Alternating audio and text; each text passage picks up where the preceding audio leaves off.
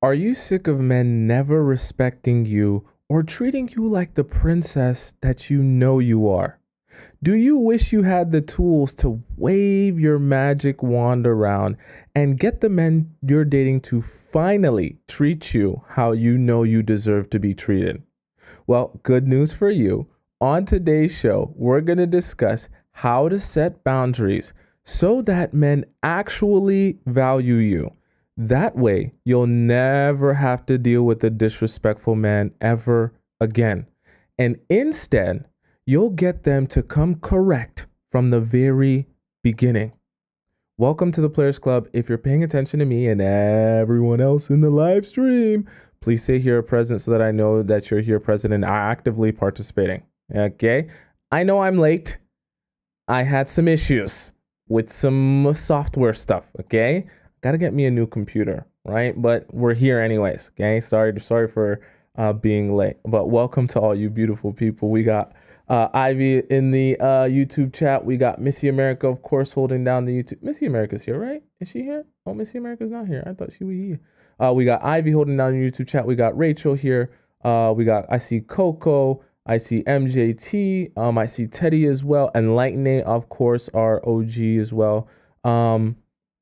And Rachel, one of our channel members as well. Rachel and Ivy are two channel members, okay? We got SH over in the TikTok chat. Scotty is here as well.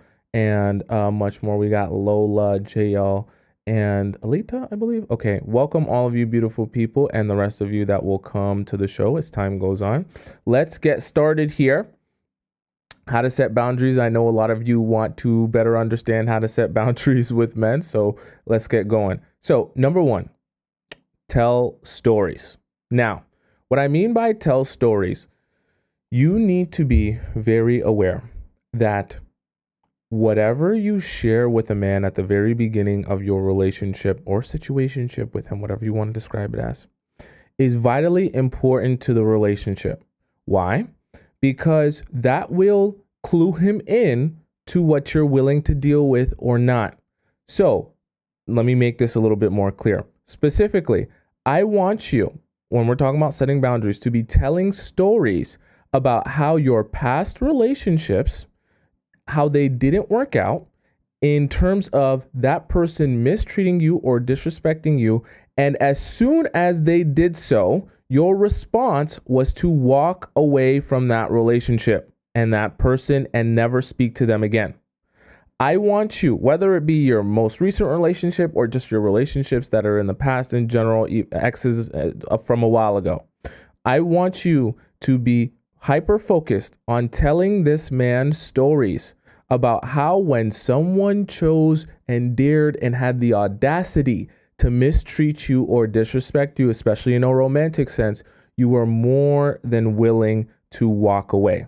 Okay. And I want you to tell those stories in detail with a vengeance. Okay. I want it to be very clear to the guys that you're dating, right? The reason you're telling these stories is because before you even meet him, right? You telling these stories about your past experiences in your past relationships makes it very clear to him that you're not someone who is willing to stick around and deal with stuff past a certain point. And if he is not prepared to treat you better than those past partners did, right? Or he is not prepared to meet your standards, you will walk away from him as well, the same way you did with exes. See, it's never about forcing someone to feel, think, or do something. It's about allowing them to come to their own conclusions, even though you've kind of inspired that thought process. You get what I'm saying? So when you're telling these stories about the experiences you've had with an ex, or why you stopped talking to him, or why this ex doesn't have access to you, it becomes like a horror story, like a cautionary tale where it's like, if you don't want to end up like he did, you better make sure you come correctly. But you don't actually have to end up saying that. What ends up happening is because you're telling the story, you're indirectly letting him know your only option here is to come correctly, because if you don't, you'll end up in the I was gonna say gulag, but you guys don't know what that is. You'll just end up in the gravesite of all the other men who tried me but failed. Okay, so very important that you tell that story or those stories in detail. Okay, I also Very, very important. I know we're at the beginning, but I need you to be paying very close attention because you're going to mess a lot of stuff up. If you're trying to set boundaries, you're going to mess a lot of stuff up if you do this part wrong. So this is kind of the what not to do in terms of telling stories. Listen to me very closely. Look me in my eyes. Okay. You do not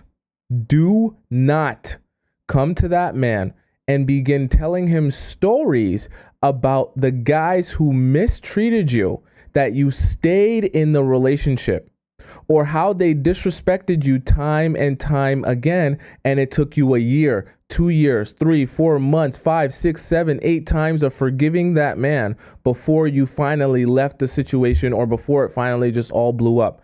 Do not go into new relationships telling these new guys that you're dating about all the different ways you allowed another guy to mistreat you or cross your boundaries, and all the different ways you forgave him even after he crossed those boundaries.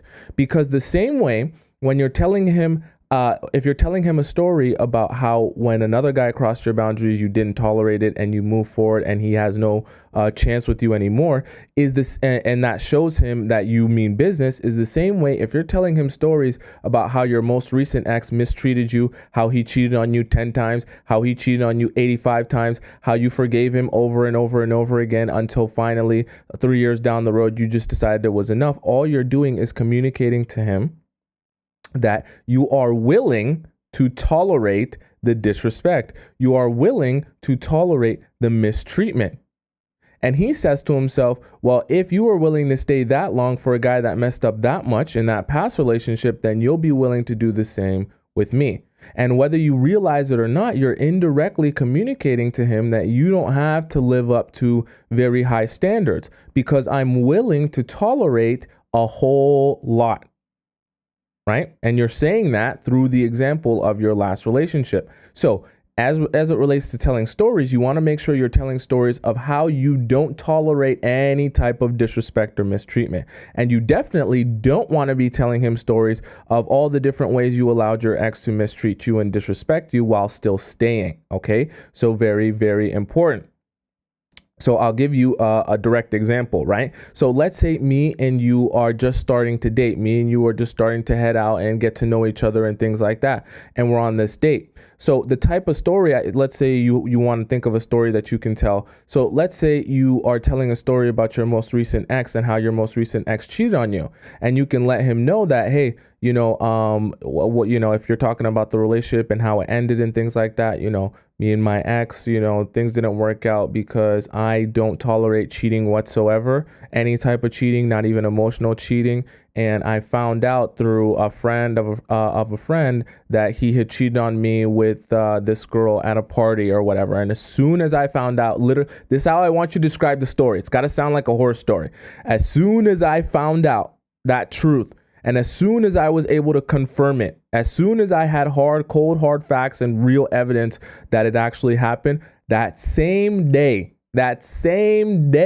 I packed my stuff up, packed everything up from the house, packed everything up from the apartment, moved my stuff out, and that man never heard of me for the rest of his life. Till this day, he still tries to contact me on the phone. And you can even go as far as showing, because it'll be even stronger if you can even show him, look, my ex, he still tries to contact me to this day, trying to message me, ask me if he can have another chance and this and that and da da da. And to be honest with you, I just have no feelings for him whatsoever because at that point, it's not about love. If you really care about the person, you'll know how to respect them and you won't be a cheater. I don't tolerate cheating whatsoever. So he is blocked. He is denied. He's never getting his opportunity with me ever again. Okay. And when you do it and present it like that, for me dating you, it becomes a lot like a horror story, like a cautionary tale. Like if I were to dare try and do that to you, I will end up just like he is now. And that's good because this will set the table and set the foundation for everything that you're going to be building off of. Because see, the thing for some of you is, and I know some of your guys' questions will be, well, how do I get him to respect me after I've allowed him to disrespect me for the last 1 year of our relationship? Well, the truth of the matter is, It's very difficult when you allow the disrespect all the time and throughout the relationship, and he gains an understanding of that's what you'll deal with and that's what you'll allow, right? It's a lot easier to set the precedent at the very beginning and set the foundation at the beginning when he's still learning you and growing with you and trying to understand you and how you deal with things and approach things. Because from the very jump, you'll help him understand you're not one of these girls that messes around. You're not one of these girls that he can play around with and run game on and run circles around. You're one of these girls that takes things very seriously. You know what you want. You know about everything, right? And you're not willing to take any less than you know you deserve, okay? Us as guys, I'll be the first one to tell you and let you in on this little secret. Us as guys, in the process of us meeting girls, whether we're super emotionally intelligent or not, we gain an understanding of the girls that we're meeting, which category they fall into. If they're a girl we can mess around with, string along and play around with, or if they're a girl that we actually have to pull up our pants, strap up our boots, and stand up straight because she's not going to be willing to deal with too much. Okay. Was Missy America late today, guys? Please report Missy America if she was late today, because I didn't see her earlier in the chat on YouTube. Okay. But welcome, Missy America. So very important that you guys understand that concept, because this is going to set the foundation of everything. So number one, we have tell stories, telling the right stories specifically. Now, number two, listen very closely. Okay. Listen very closely to number two. This is hyper important. I'm going to rant here because I know I'm going to rant. Okay. Please listen up. Okay. It's rant time. You must keep your word. Okay. What I mean by keep your word, if you tell him that this boundary, when crossed, I will respond or react like this, that needs to be exactly what you do. You cannot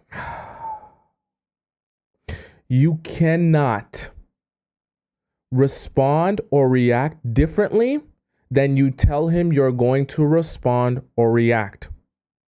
Do not talk a big game and then not back it up. What I mean by that is, if you're going to be about it and try to present yourself as someone who doesn't tolerate stuff, and you tell him, if you do this, I'm going to respond like this, you need to be about that. If you are not prepared to be about that and keep your word on that, don't even mention it at all. Okay? I know I want us to touch, this is hyper important. You're going to listen to me. You're going to ruin everything you're working for here, trying to gain your respect in this relationship if you do this wrong. This is the most important one out of all of them. If you do not understand how to properly keep your word and to back up the statements that you're making, you will mess everything up for yourself for the rest of the relationship. Why? Because men are accustomed, listen to me, this is super important. Men are accustomed to women talking a big game about what they will or won't do. Okay? And how much they respect themselves and how different they are and all yada, yada, yada. And we are accustomed to hearing them talk about it, only for us as men to apply a little bit of pressure to you in any type of sense, right? And after we apply a little bit of pressure to you, you get emotional, right? About the situation or about me or about us. And then you go right back on your word of what you said you were going to do or how you said you were going to respond in this situation. And you do exactly what I want of you or what I expected you to do in the first place.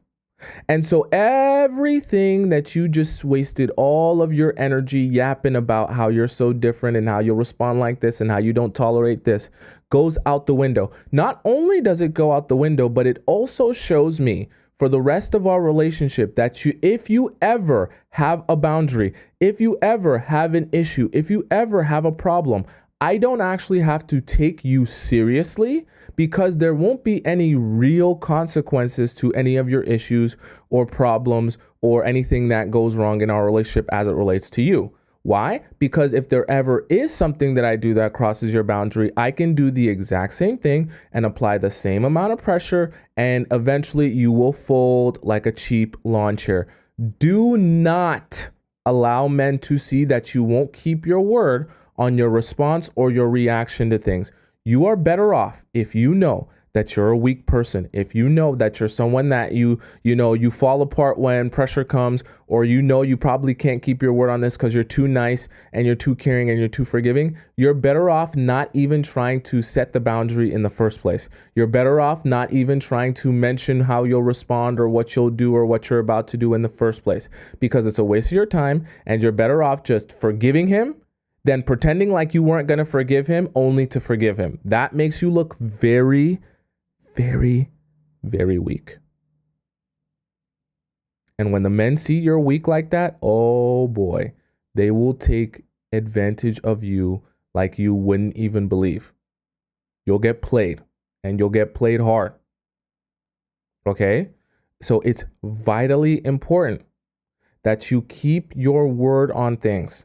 And specifically what I'm talking about is keeping your word on whatever boundary you set and whatever reaction or response you're going to have if someone crosses, or specifically in this case, if that guy crosses that boundary.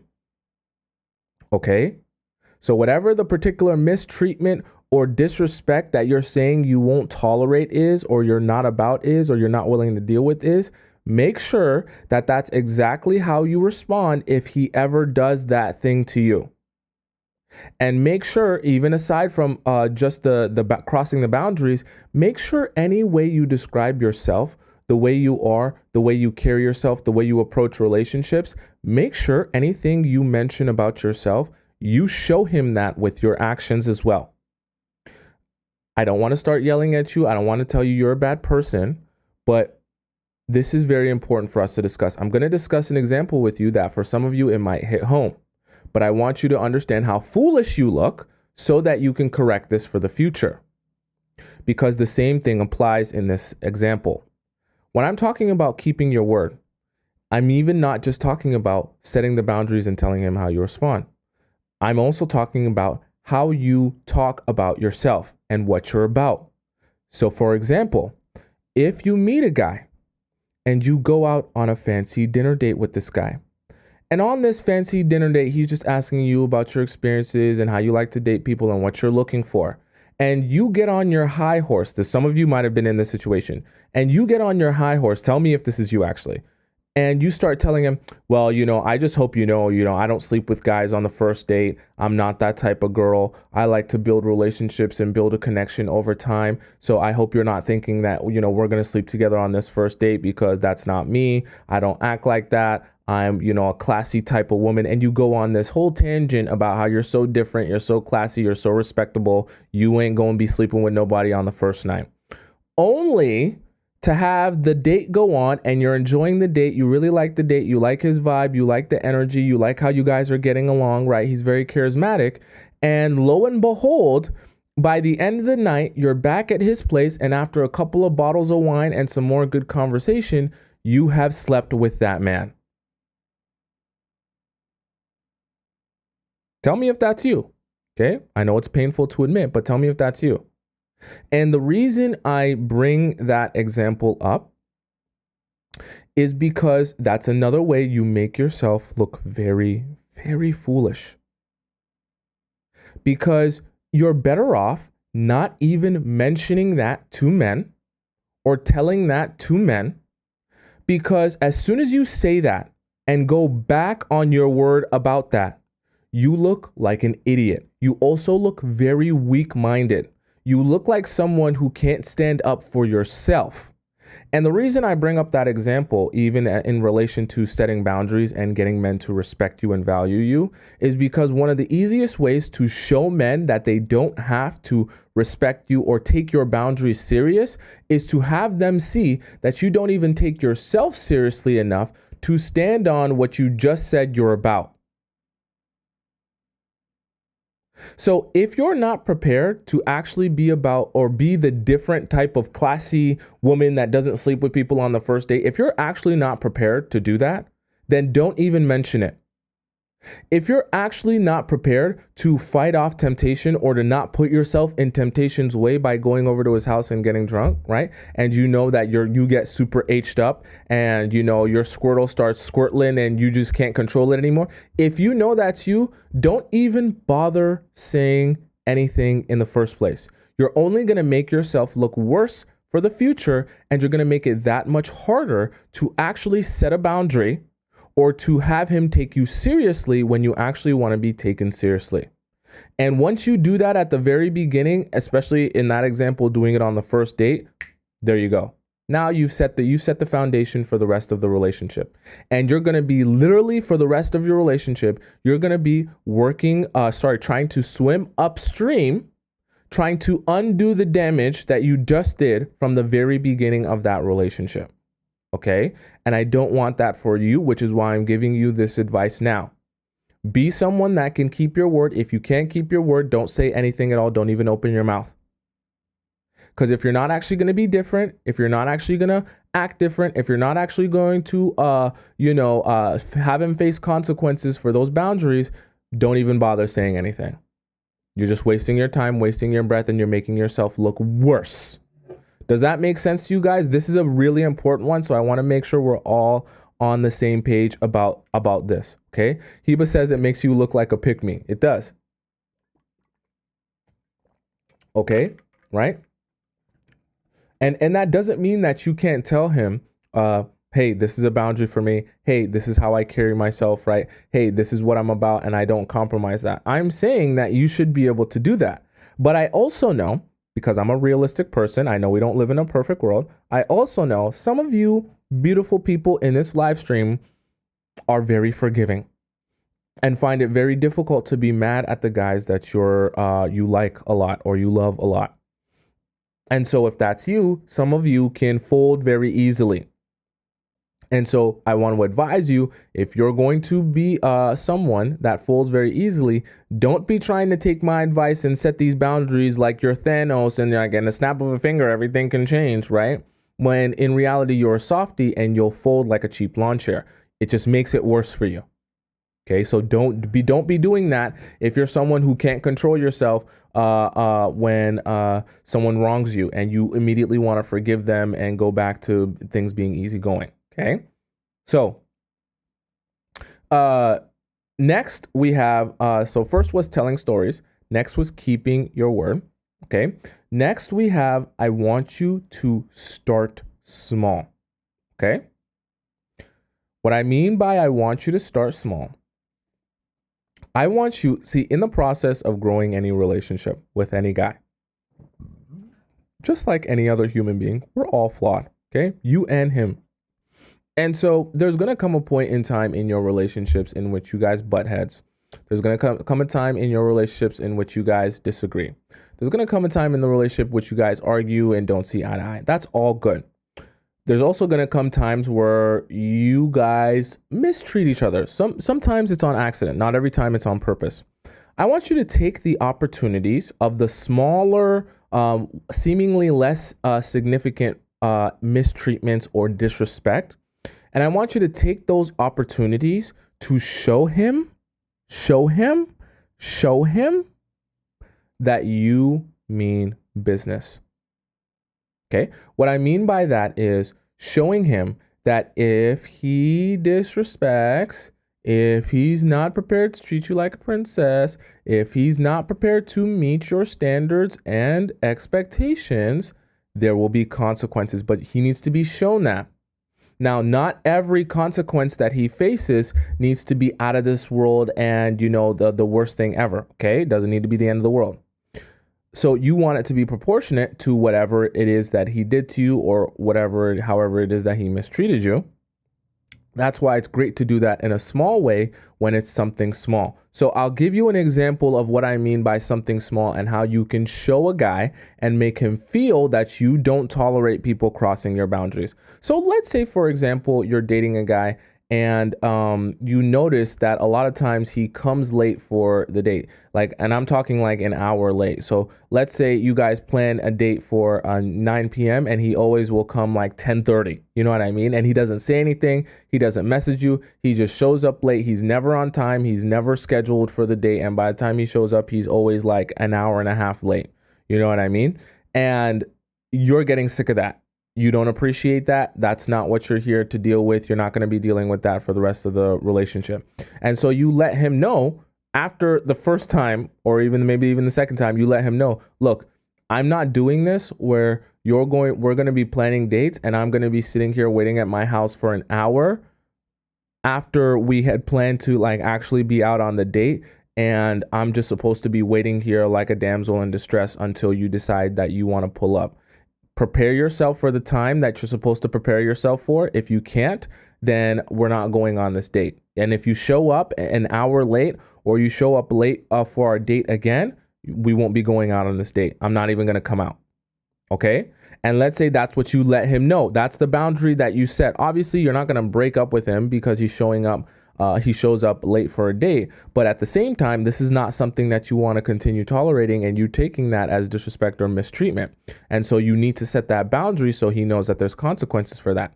And so the next time when he pulls up, let's say, and he pulls up, you guys are supposed to go out on a date at 10 p.m. and he pulls up at 11 p.m. You actually need to not step outside of your house. You don't message him.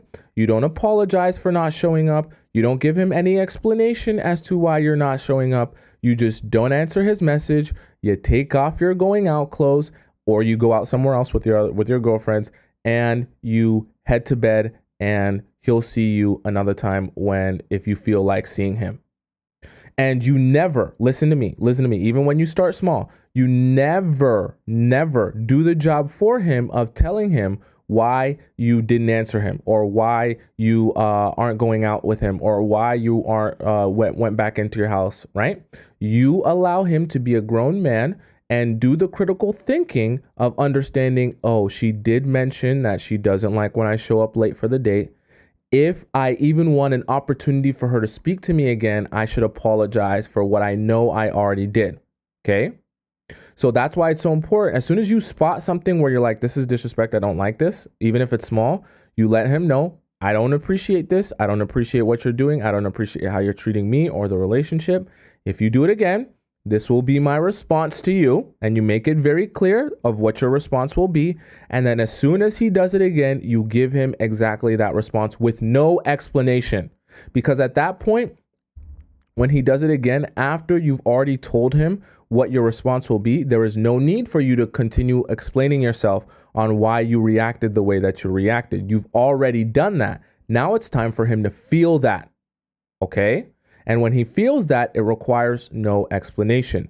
If he actually can do just a little bit of critical thinking, he'll be able to think and understand why you responded like that based on what the boundary that you've already set. Okay? And trust me, guys are a lot smarter than you give them credit for. They might be emotionally stunted, but they're not idiots. So they can put two and two together and understand, oh, she's not coming out on this date or not answering my messages because I showed up an hour late for the date. That's my bad. And he'll go home. And even if he goes home mad, even if he curses you out, even if he says a whole bunch of stuff, yo, I can't believe you won't come out on this date. I planned this reservation. I paid $100 just for this reservation. They're going to take it off my card. And I wasted so much money. Even if he goes off, at the end of the day, he'll go home and he'll remember the fact that when I showed up an hour late for my date with her, there were consequences. Okay? And he'll never forget that when it comes time to go out on another date with you. Unfortunately, when it comes to men, I'll just speak on men, but unfortunately, when it comes to men, the only way for them to take you seriously is for them to feel you seriously. I'll say it one more time. The only way for men to take you seriously is for them to feel you seriously. Unfortunately, you cannot be a nice, super forgiving girl, especially at the beginning, because guys will grow the understanding that with you, they don't actually have to face consequences for anything. They can act how they want to act. They can treat you how they want to treat you. They can go about the relationship however they want to go about the relationship with no consequences. You do not want the men in your life in a romantic sense to be approaching or thinking that about you. You will get taken advantage of, you will get mistreated, you'll get disrespected, and you'll never have men properly valuing you or respecting you the way that you want to be valued and respected. Okay? Does that make sense to you guys so far? Right?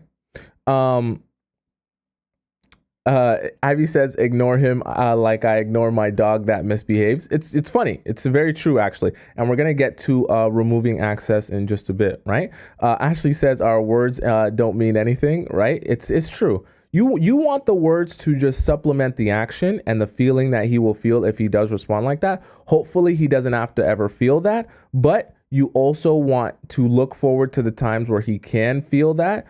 Even in a small sense, because that will show him that, hey, you actually mean business. Soon as guys start to feel the seriousness that you carry yourself with, trust me, they take it seriously.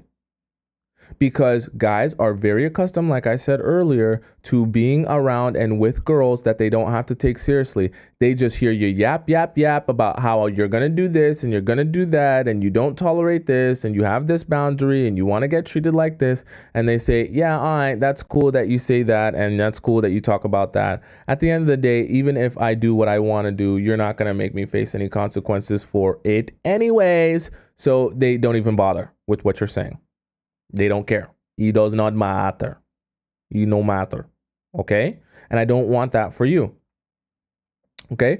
Ivy asked, does him seeing my stories give him access? We'll discuss that. Okay? We're going to discuss that right now. Okay? ABC says men only understand our action. It's very true, right? They understand action, which is why that's the thing that you need to be the most focused on, okay, is making sure and action, but you also need to make sure that your words back up your action. So if you know you're not prepared, like I said earlier, to back up those words with that same exact action, then don't even say the words in the first place. It's the combination of telling him this is how you're going to respond and react, and then responding and reacting that way is what shows him for real, you're serious, okay?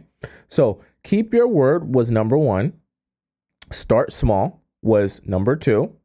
Removing access to you was, telling stories was number one. Keeping your word was number two. Starting small was number three. Now, number four, we have removing access to you. Okay? Very important. Remember, so if you've been joining me on this show for some time, even if you're new here, I'll let you in on the secret.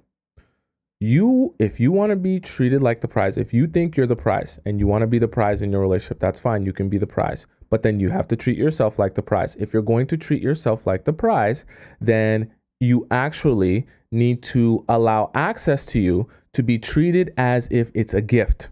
It's a reward. Vice versa, if he crosses your boundaries or doesn't act in the way you expect him or live up to your standards of what you want or expect from a man, the same way you would give access as a reward, you need to remove access as a punishment for not acting the way you want a man to be acting in a relationship with you. It is vitally important when you're setting boundaries with men that if they cross those boundaries, you remove their access to you. Okay? Very, very important. Because once again, this is part of what he feels when he actually comes to the realization that you mean business. The process of you removing access to you from him will show him that if he is subconsciously, if he is to cross your boundaries, there is a lot of pain involved in that for himself.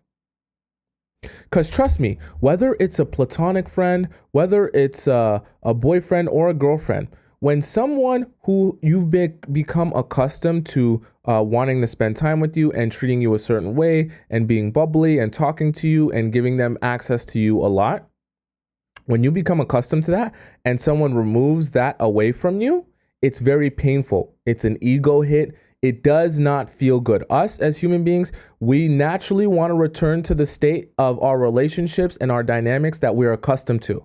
So if someone we're used to being close and intimate with is all of a sudden very distant from us, that's extremely painful.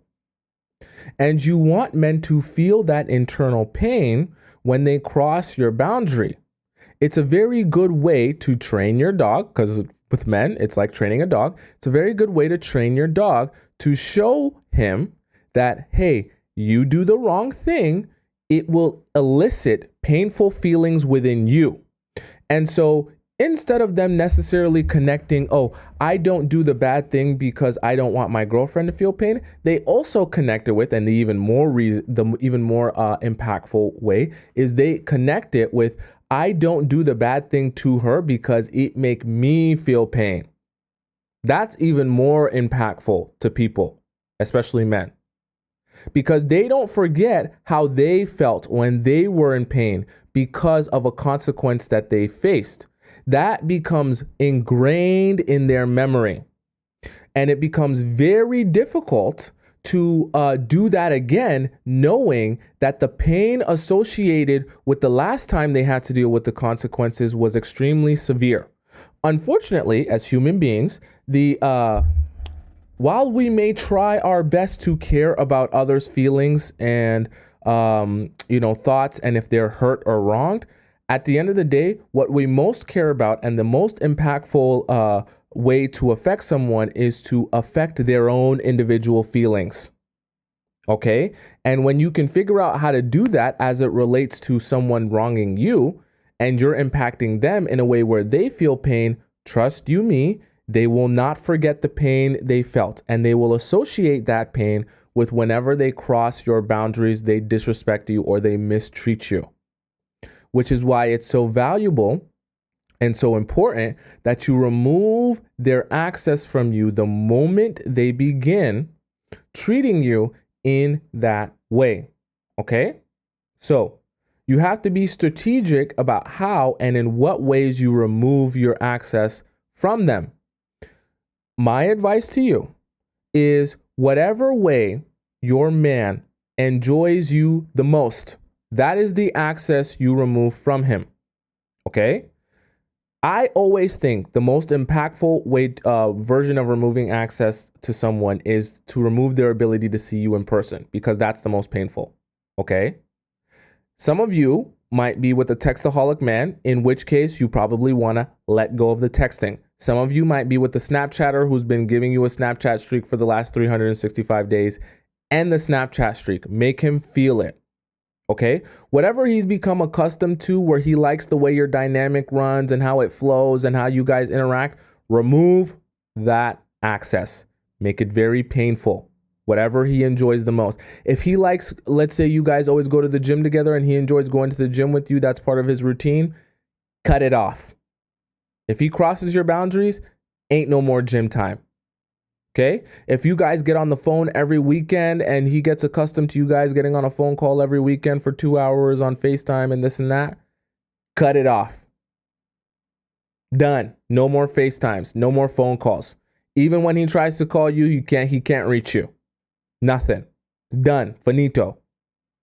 Because what happens is he starts thinking to himself, oh, I crossed this boundary and now she's losing interest in me. Or even worse, she's lost interest in me.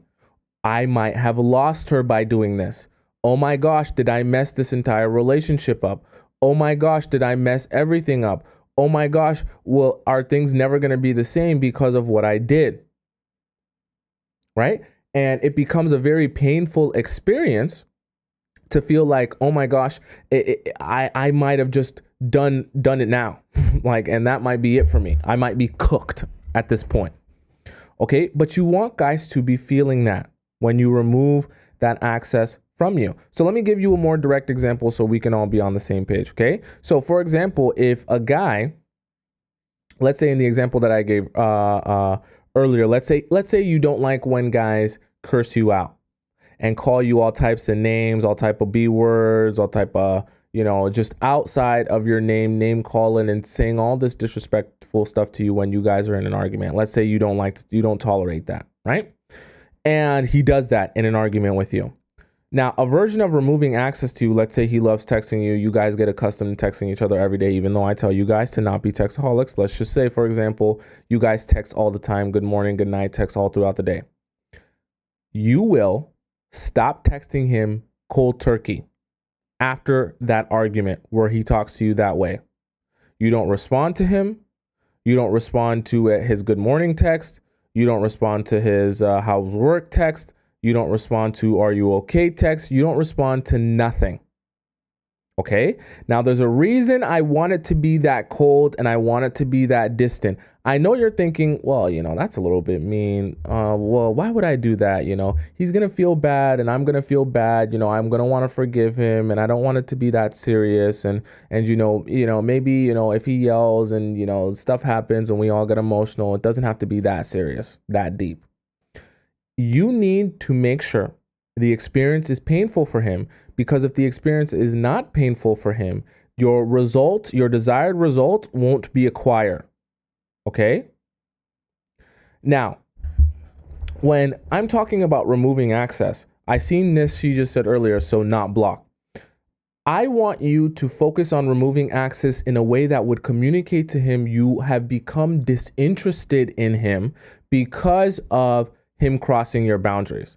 I don't want you to make him feel like because he crossed your boundaries, you're now so angry that you blocked him, or you're now so angry that, you've gone out and taken action on something. I want you to make him feel like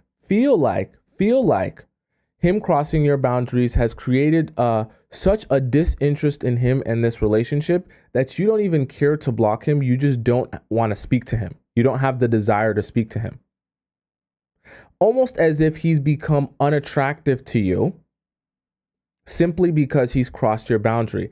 That is what will serve him the most pain, because then he's going to associate the fact that you're disinterested in him on the fact that he crossed this boundary or he did this thing to disrespect you, right? And that's where you want him to be. You don't want him to feel like, oh, he disrespected you and you're so mad that he disrespected you that you blocked him, because that still communicates that you care enough to at least block him that you don't want to see him anymore, okay?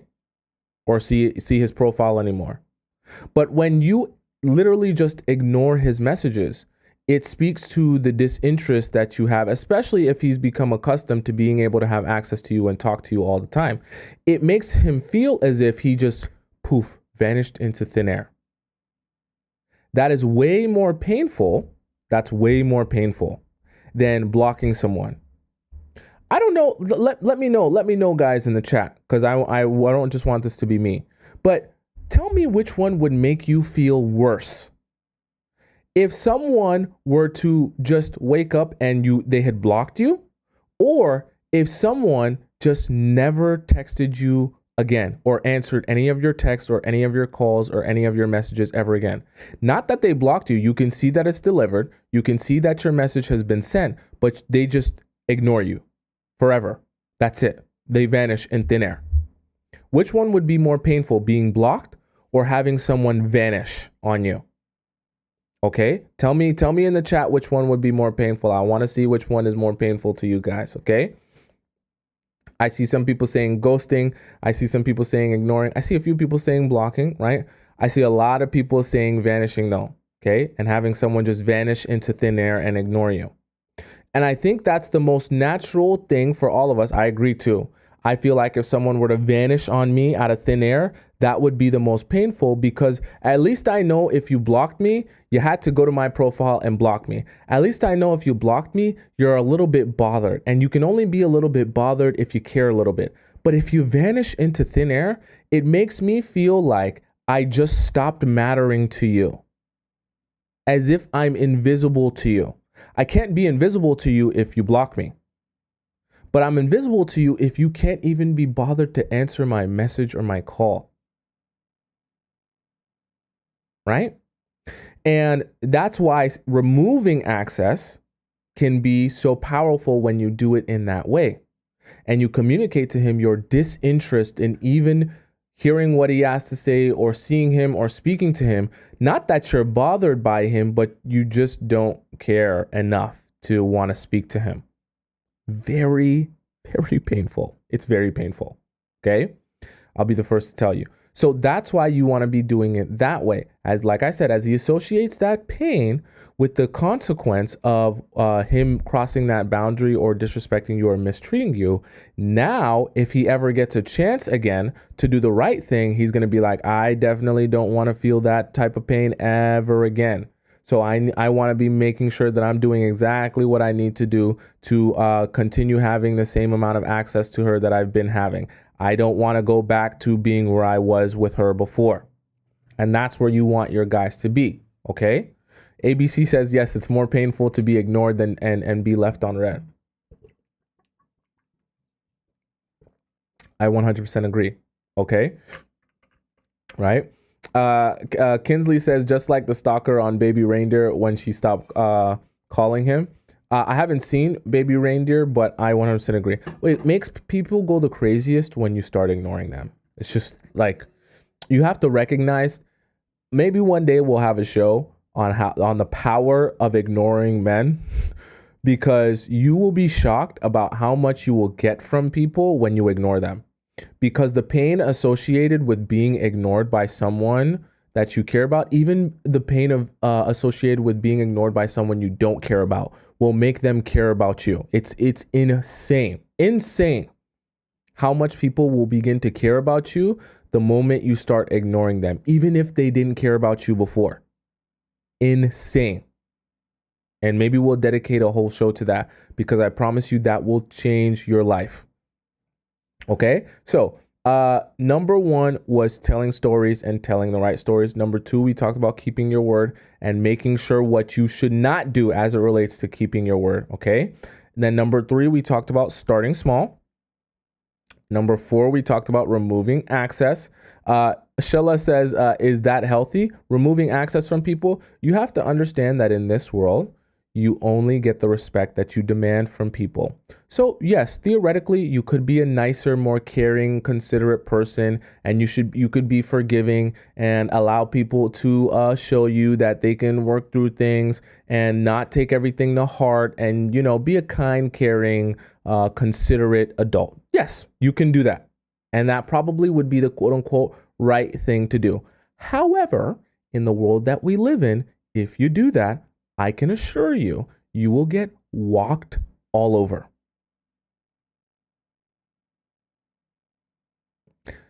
Men will take such crazy advantage of you, your head will be spinning. Okay? So yes, theoretically, if we want to consider what's the most healthiest way to go about, is that toxic or not? That sounds like it's toxic. Sure, we can call it toxic. We can call it manipulative. At the end of the day, you'll get what you want though. And you'll get the men to treat you how you feel you deserve to be treated. You can be the nicest person on earth and the kindest, most forgiving person on earth, but you will get taken advantage of. So the choice is really yours. Okay, I'm not here to tell you how you have to live your life. The choice is yours, but I just have to be honest with you about the results of those choices. Okay, so we talked about tell stories, keep your word, start small, remove access. Now, number 5, and the most important one, listen very closely. You need to make him beg. Are you following me? You need to make him beg. On his knees, crawling on glass, with his nose in your butthole, asking for begging for your forgiveness. Ready to do absolutely anything for your forgiveness. Why? Why is this so important? This is the most important part. Okay? Why is this so important? Because by the time you forgive a man, you want it to be on the thinnest ice possible. You want that man to feel like just by the skin of his teeth, he escaped near death by not being in this relationship with you and not having access to you ever again. He needs to be in a place where he's in a mind state where he's ready to receive whatever it is that you want him to do, or however it is that you want him to act from here on out. He needs to be in a place where he's ready to receive that and act accordingly. He can only be in that mind frame when he's in a position of desperation. Because when he's in a position of desperation, he will be the one asking you, what must I do in order to gain your love back? What must I do in order to have access to you again? What must I do to get you back in my life? Have you ever noticed in your favorite, teen dramas where the guy has the boombox outside of his house, outside of her house after he done messed up the relationship? That's the only time he seems to be ready to make any type of change that the girl requires of him. And at that point, he's asking the girl, tell me what you want me to do. I'll do it. Whatever it is that you want me to do. Right? Because he's in a position of desperation. And at that point only is when he is the most ready to receive whatever it is that you want him to be doing, or whatever response you want him to have, or whatever approach or treatment you expect from him. If you try and impress that upon him before he's ready to beg for your forgiveness, this won't work, because he won't be ready to receive that. What he's going to be thinking is, you're trying to force me to act the way that you want, but I don't even care enough to act that way. And you're only asking me to act that way because you just want me to act that way. But even if I don't act that way, there's going to be no consequences for that. He needs to be in a position of weakness where you have the power and you have the leverage that you can then tell him what you expect from him. And he's already in a mind frame where he's ready to do whatever it is that you expect from him. That is what you want. That is where you want to be. You do not want to be forgiving him, or you do not want to be telling him what you expect or what you need before he is begging for your forgiveness. Okay? Because there's so much pain associated with the lack of access he's going to have to you. Once you remove that access to you, okay, there's going to be so much pain associated with that if he actually cares and is interested in you and actually wants you and wants to build this relationship, he's going to come to you and say, look, I am in so much pain because of these consequences that I'm facing for my action. Tell me what must happen for us to go back to the place that I want us to be, that I feel is comfortable and painless for me. Okay? You want him in that position. Vicky says, I disagree. Vicky, what do you disagree on? How do you disagree? There's nothing wrong with disagreeing. Okay. Right. And so you want that lack of access to cause him a lot of pain. And you want that a lot of pain that he's feeling to be the thing that motivates him and pushes him to beg for your forgiveness. That's how you set good boundaries, because when people are begging for your forgiveness, I can assure you they won't want to be in that position again. And they'll do their best to avoid being in that position again. Does that make sense? Okay, so let me give you guys an example of what I mean by making him beg, right? So specifically, when you're making him beg, let's say a guy that the simple example, he disrespects you by calling you a whole bunch of names outside of your name when you guys are in an argument, and you're like, look, I don't tolerate that. I already told you about it once. This is the second time this is the second time that you're doing it. You ain't getting no more access to me, right? I told you, you don't tell men what they did. Okay? Men are going to do this very sneaky. It's very sneaky what men are going to do. They're going to do this thing where if you set a boundary and you tell him how you'll respond, they'll do this thing where when they do it again and they actually face consequences, they'll ask you, what did I do? What's your problem? Why are you overreacting? Why are you doing this? And they'll try to get you to re-explain why you're upset or why you responded that way, instead of being forced to take accountability themselves. See, this is very tricky because it puts you in a position where he can then fight or refute your perspective or your viewpoint. Rather than doing that, you allow him the space and you force him the space to have to come to the conclusion and the understanding that I did wrong and I know what I did wrong. Rather than ask or try to refute what I did wrong, I'm going to acknowledge what I did wrong and admit to my wrongdoing. That is a much more powerful state to have him in than to be answering him and telling him, so you don't know that you did this and you did that and you did, no. Don't waste your breath. Don't address it. Use his revoke of access to you as a way to allow him the space to ponder and think about what he may have done. And I guarantee you, listen to me, I guarantee you, when you give men the space to really do some critical thinking of how they wronged you or mistreated you, I promise you, they'll magically, it's magic. They'll be able to actually come to the realization of what they did wrong, why it was wrong, and how and what they should be apologizing for. It's magic.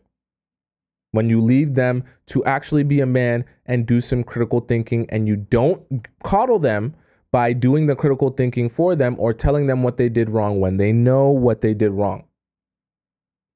Okay?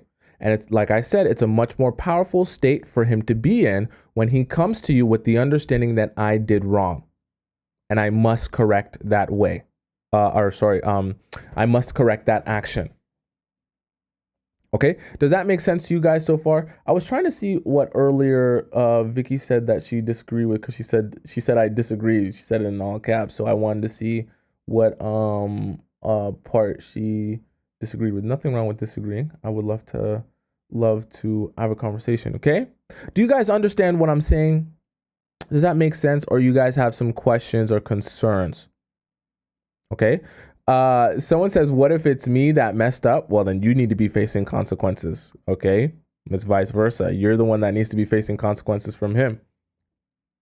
Okay. Gracie says, I've done this recently and it works. He's still apologizing. That's good. When you have those men begging for your forgiveness, trust me, it's very easy to get whatever you want at that point. Right. And it's very easy to get him to act how you want him to act in the future, because he understands that you ain't gonna tolerate nothing, and only by the skin of his teeth will he be able to return back to you. It's not no easy walk in the park here. Okay. Lola says, can you summarize what you just said like simpler?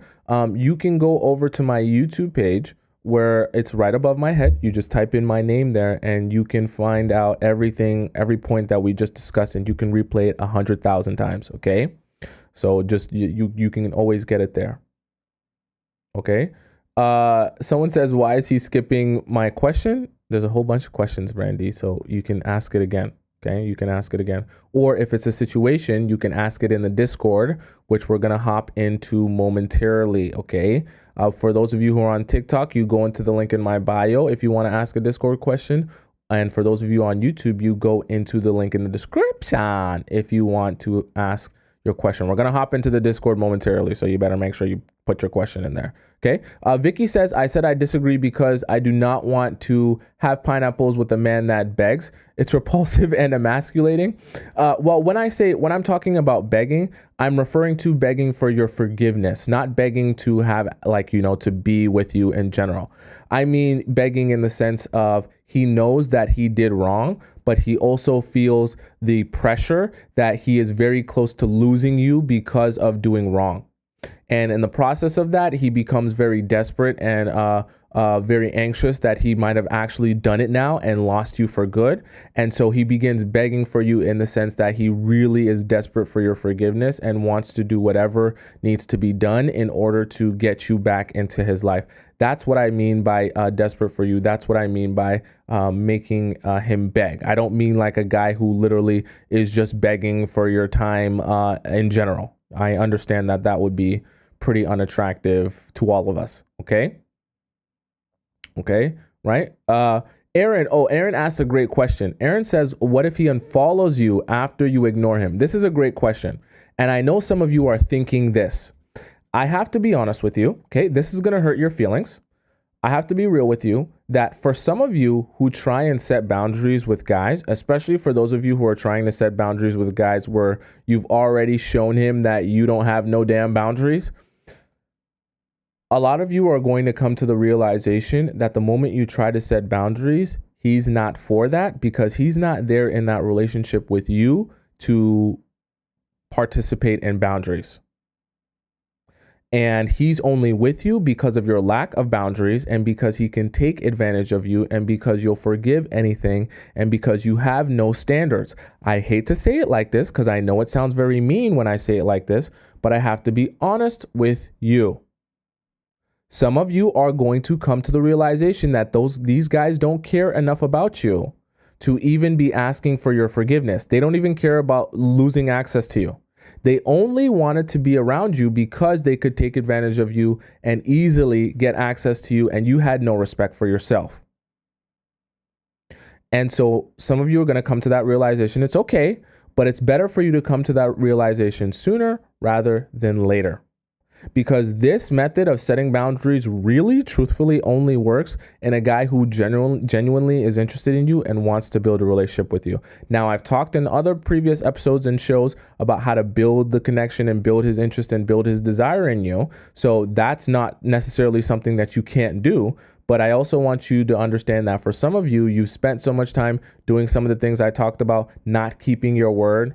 You know, talking a big game. Oh, I don't do this. Oh, I'm a girl that deserves respect. I'm a girl that only gets princess treatment, and then you sleep with them on the first. I don't sleep with guys on this and that, and then you sleep with them on the first night. It's just, you know, it makes you look very unserious to guys, and after that, it becomes very difficult to take you seriously. Just truthfully, okay?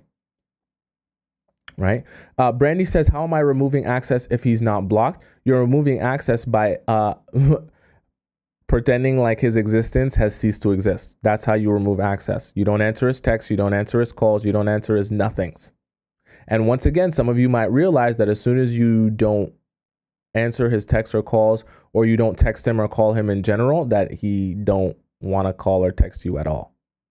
I sorry, but some of you will realize that, okay?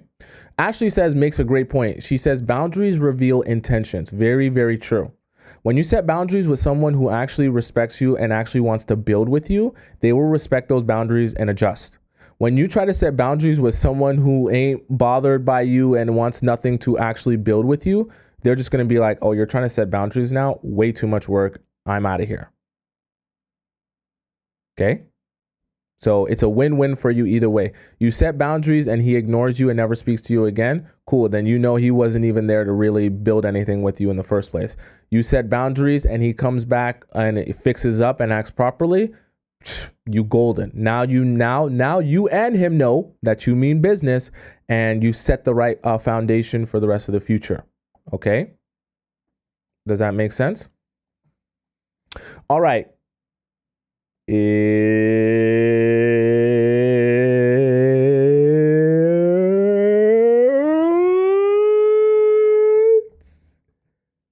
Discord time.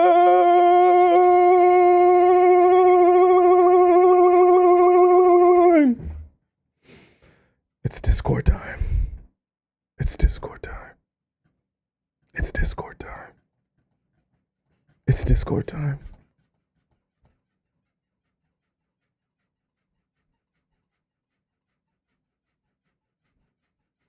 It's Discord time.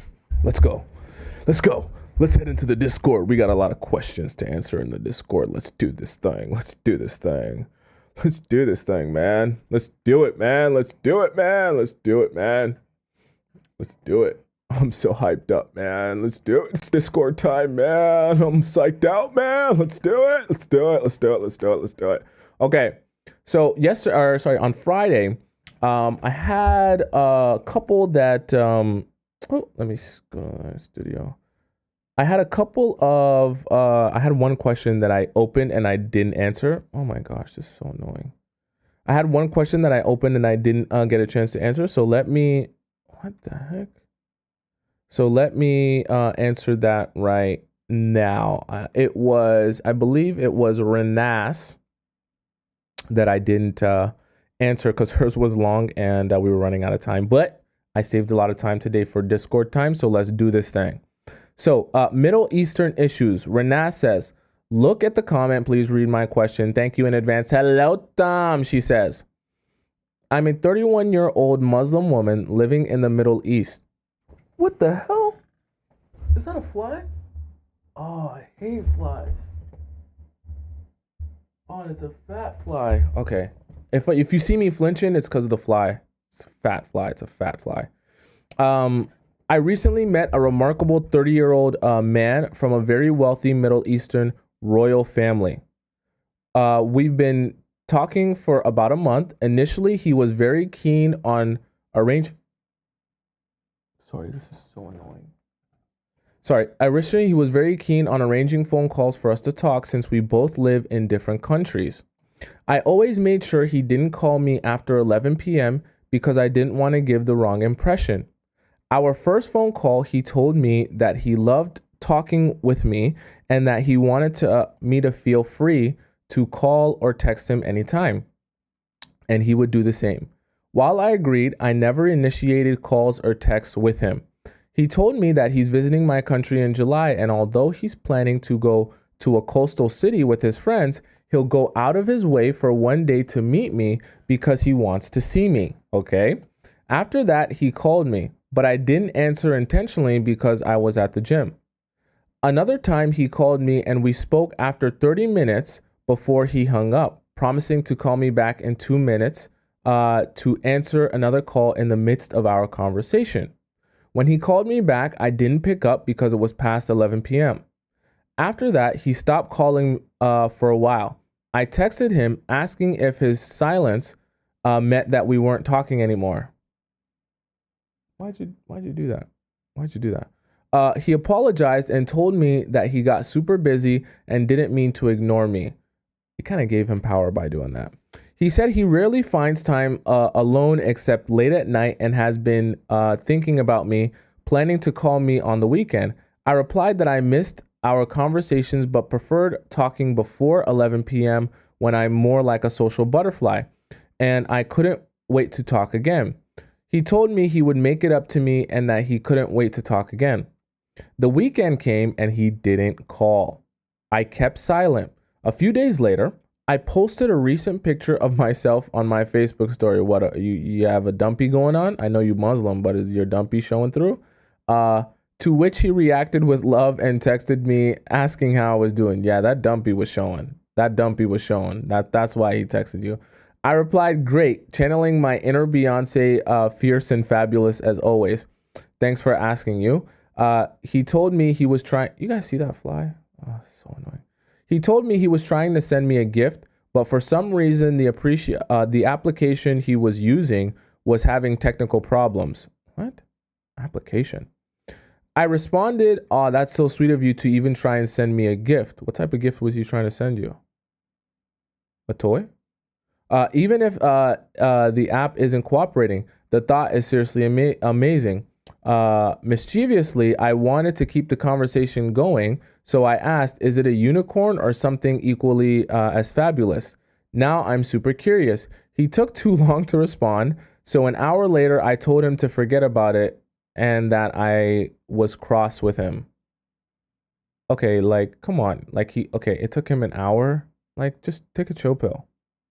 Like, don't take a chill pill. Okay. He replied immediately saying he would call me now. When he did, I didn't answer. Okay. I just don't get it, what you're doing here. He sent me a voice note asking why I was upset and if I could give him a chance to explain. I replied, okay, so he called me and I giggled most of the time to keep the atmosphere light. While he explained why he wasn't free to talk recently, he told me he had been trying to send me a small gift but hadn't succeeded and would try again. Suddenly, I got a text message from the most famous florist company in the Middle East asking me to confirm my location. I thanked him and told him that I love flowers, but it means more to me that they're coming from him. We continued talking about his family and some of his childhood memories. Then he asked if I had been in a relationship before. Okay. Here's the tricky part. I don't know if you'll be able to grasp our culture, but I'll try and give you a glimpse. I was raised in an open-minded family that gave me freedom to a certain degree. I studied abroad in the USA, but never drank alcohol. I don't drink either, so I can relate. All my previous relationships were with well-educated men and were, of course, platonic. I believe in saving myself for marriage. I actually have a lot of Middle Eastern friends, so like I understand this. He studied in London and had serious relationships as well as hookups. Okay. He asked me how I see him, and I told him that I don't judge anyone. He said he doesn't regret anything. He asked me where I see our relationship in 2 or 3 months. I told him I didn't know, thinking we were getting to know each other as friends. I know this might not seem like the smartest answer, but I'm confused after what he told me because I won't give myself to someone. I lost my place. To someone who isn't my husband. I understand that. He said, all right, fine. But I wanted to continue, and he wanted to save his dignity by saying it's okay. I made something up and told him I'm only saying that because we both live in different countries. He immediately replied that he could come every weekend to visit me. Sounds like cap. I told him in that case I don't mind, despite the fact that I'm not really sure of what I want with him. He told me that he loves how I look and my skin color, and he likes me more after we talked on the phone. You should have added. My features are a mix between African and Middle Eastern. Are you trying to say you're super bad? I've been hearing compliments about my looks all my life, so you're trying to say you a baddie. But I'm not confident in myself yet. Aw, sad face. P.S. I received a bouquet of 100 roses from him yesterday, and I sent him a voice note thanking him and letting him know how happy I am to receive his gift. And he hasn't answered yet until this moment. Here are my questions. Considering his family's customs of only marrying within royalty. Wait, when did you mention that? And given that we come from different regions and cultures, should I give this relationship a chance if my end goal is marriage and starting a family? How can I ensure he's not pursuing me as a new adventure or to satisfy his ego with someone who looks different? Excuse me. I want to avoid being played and ensure that his intentions are genuine.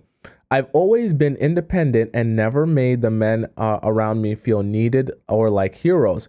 How can I change this dynamic and make him feel like he's my hero and that he's needed? Okay, last part of your question here, I would actually advise you to not do that.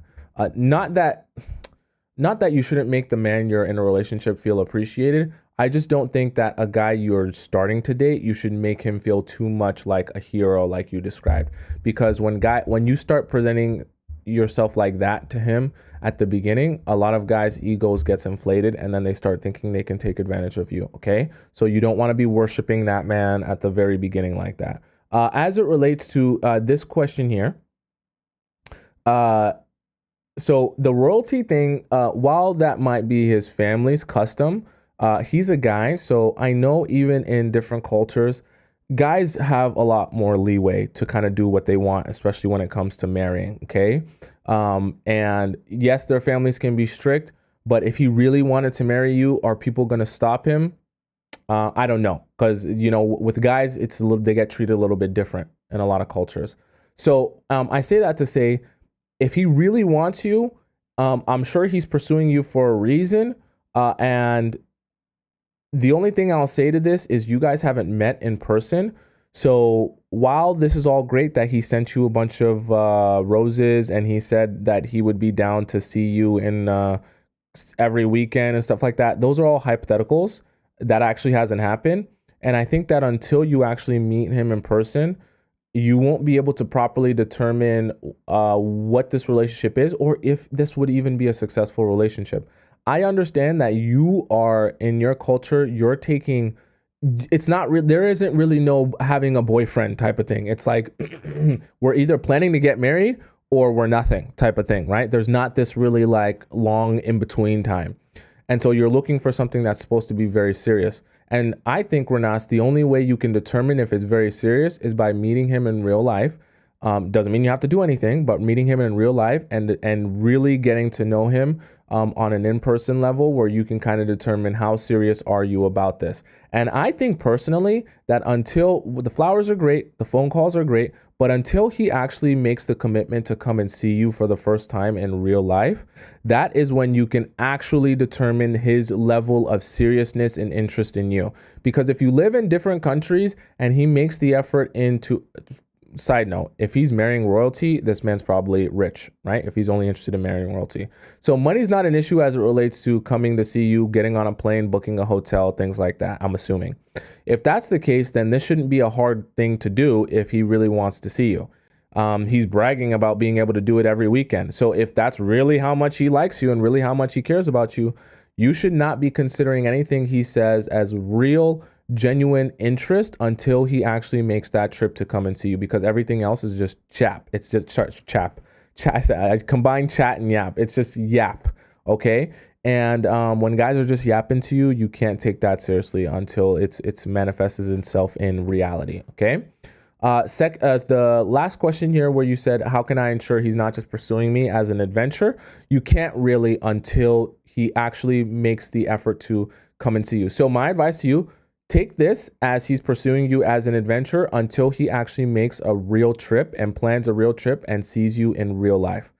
Everything else aside from that is a pipe dream and a hypothetical, okay? You only start building anything with this guy when you meet him for the first time in real life. Okay, Renas?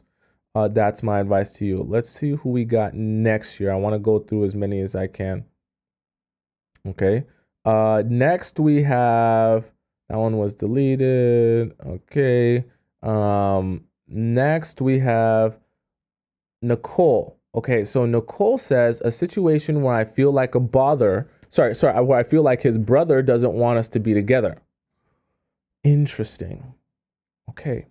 So Nicole says, hi, I will try to explain as brief as possible.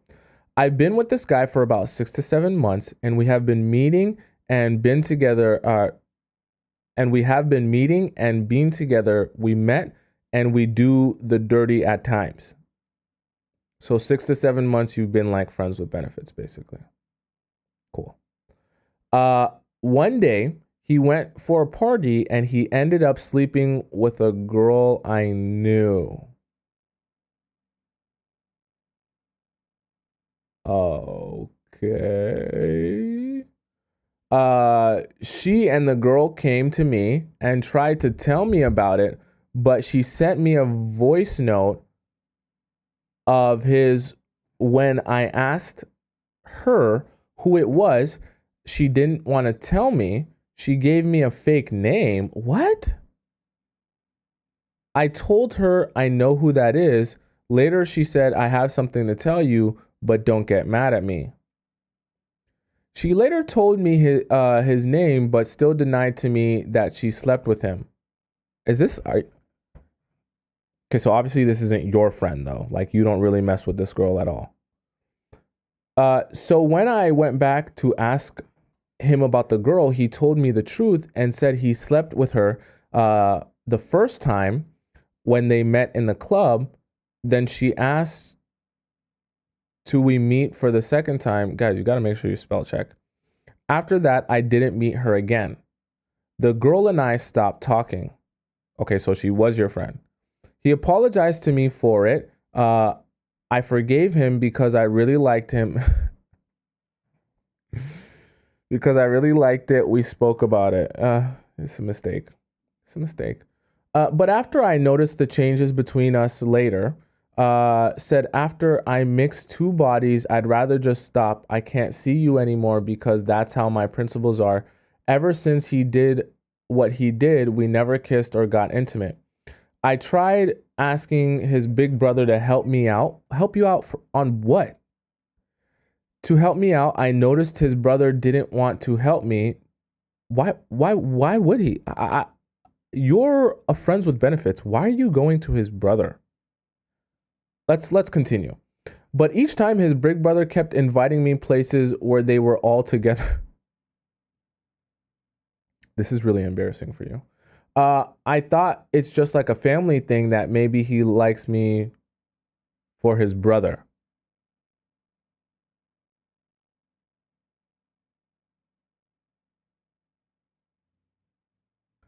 That's what you thought? Interesting. Nicole then goes on to say, fast forward, we went to the club, me and his big brother. And when we reached his home, his big brother was trying to touch me inappropriately. You know, it's funny. Usually I would be shocked, but the reason I'm not shocked is because I know guys, so I knew when this was happening, I knew what was coming, or at least what was playing in his mind. So this actually isn't a shocker to me, because that was my question before. Why is his brother involved with you and your situation when you've been friends with benefits with this guy for 6 months? In what world, in what realm does a friends with benefits of my brother feel that comfortable enough coming to me and like I'm supposed to solve her problem? I don't give a damn about solving her problem. But if my brother tells me that we've been friends with benefits for 6 months and, you know, this girl's down for anything, what do you think I'm going to be thinking? I'm going to be thinking, cool, girl, you want me to come solve your problem? Open up your legs. I'll solve a lot of your problems. Be for real. Okay. So, you reached his home. His big brother was trying to touch you inappropriately. I got uncomfortable. I left, didn't know how to speak up because I felt like who would believe me? By the way, I'm not condoning the action. Okay. But what I'm saying is you have to understand the thought process. His big brother is not trying to help you. You're nobody to him, and you're not even anyone to his brother. So his big brother has no interest in trying to help you go from friends with benefits to a girlfriend to his brother, who probably already communicated to him that he doesn't want anything to do with you for real outside of just using you. Okay, that's what I'm trying to help you understand. Not that I condone the action. Who would believe me if I say something like that his brother did? Whenever I try to tell his big brother to help me out, he never wants to. Shocker. Until he told me, look, I like you too, but for me, I didn't like him. He told me to forget about his brother. I'm wasting my time if I think his little brother will get back. I'm sorry, Nicole. You know what? I am laughing at you in this scenario because you're being silly. Okay, I'll say it like that. You're being silly thinking that the guy that you like hasn't communicated to his brother how he feels about you. They're brothers. If his big brother is treating you like this, it's because the little brother has communicated very clearly that he does not want to be building a romantic relationship with you, Nicole. Which is why I'm just going to let you in on some man speak.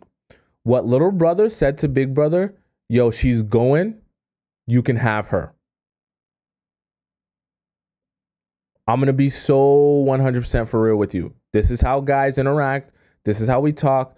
There's usually an understanding. Hey, how do you feel about this girl? What's the MO on her, right? You tell your guy friends or your brother in this scenario, I don't really feel her. I'm not trying to build anything with her. I used her. It was fun. Had fun with her. It's your turn to go have fun with her. I don't even want to deal with her no more. But she's a good time. You can have fun with her. So all this time that you're reaching out to the big brother thinking that you're going to get some brotherly love and some help, yeah, he going to give you some brotherly love, all right. Yeah, for sure he going to give you some brotherly love. But it ain't going to have nothing to do with helping you get with his younger brother, okay? Let's just be so for real, all right? And I got to tell you that as like some real talk because I feel like you're a little bit confused here. So he told you he likes you, right? To forget about his big brother, you're wasting your time, right? He's telling you you're wasting your time because he knows you're wasting your time because his brother told him that. And it hurts me so bad. Whenever I try to make things work, his brother doesn't want him and I together. No, that's not what it is. It's that the guy you like doesn't want to be with you. And he's told his brother that. So his brother is going based on that. Okay. You're a bit delusional. And whenever I tried to meet up with my guy, it has become so hard. He's been refusing to meet up with me, saying we stopped what we had. And his big brother, each time I try to even pull my guy to the side to talk to him. What? I didn't understand what you just said there, but let's go on. So we can resolve our problems. He's not letting him talk to me one-on-one. That's what you think is happening? Or do you think he told her, yo, get her away from me? The other time we were all in the club, I was drunk and really wanted to go home with my guy, but his big brother said, no, you can't come with us. And that's so embarrassing for you. That's actually so embarrassing for you. And all his friends, including him, he was okay with me going home with him, but his big brother did not want me to go home with them, and I felt so sad after I just let them go.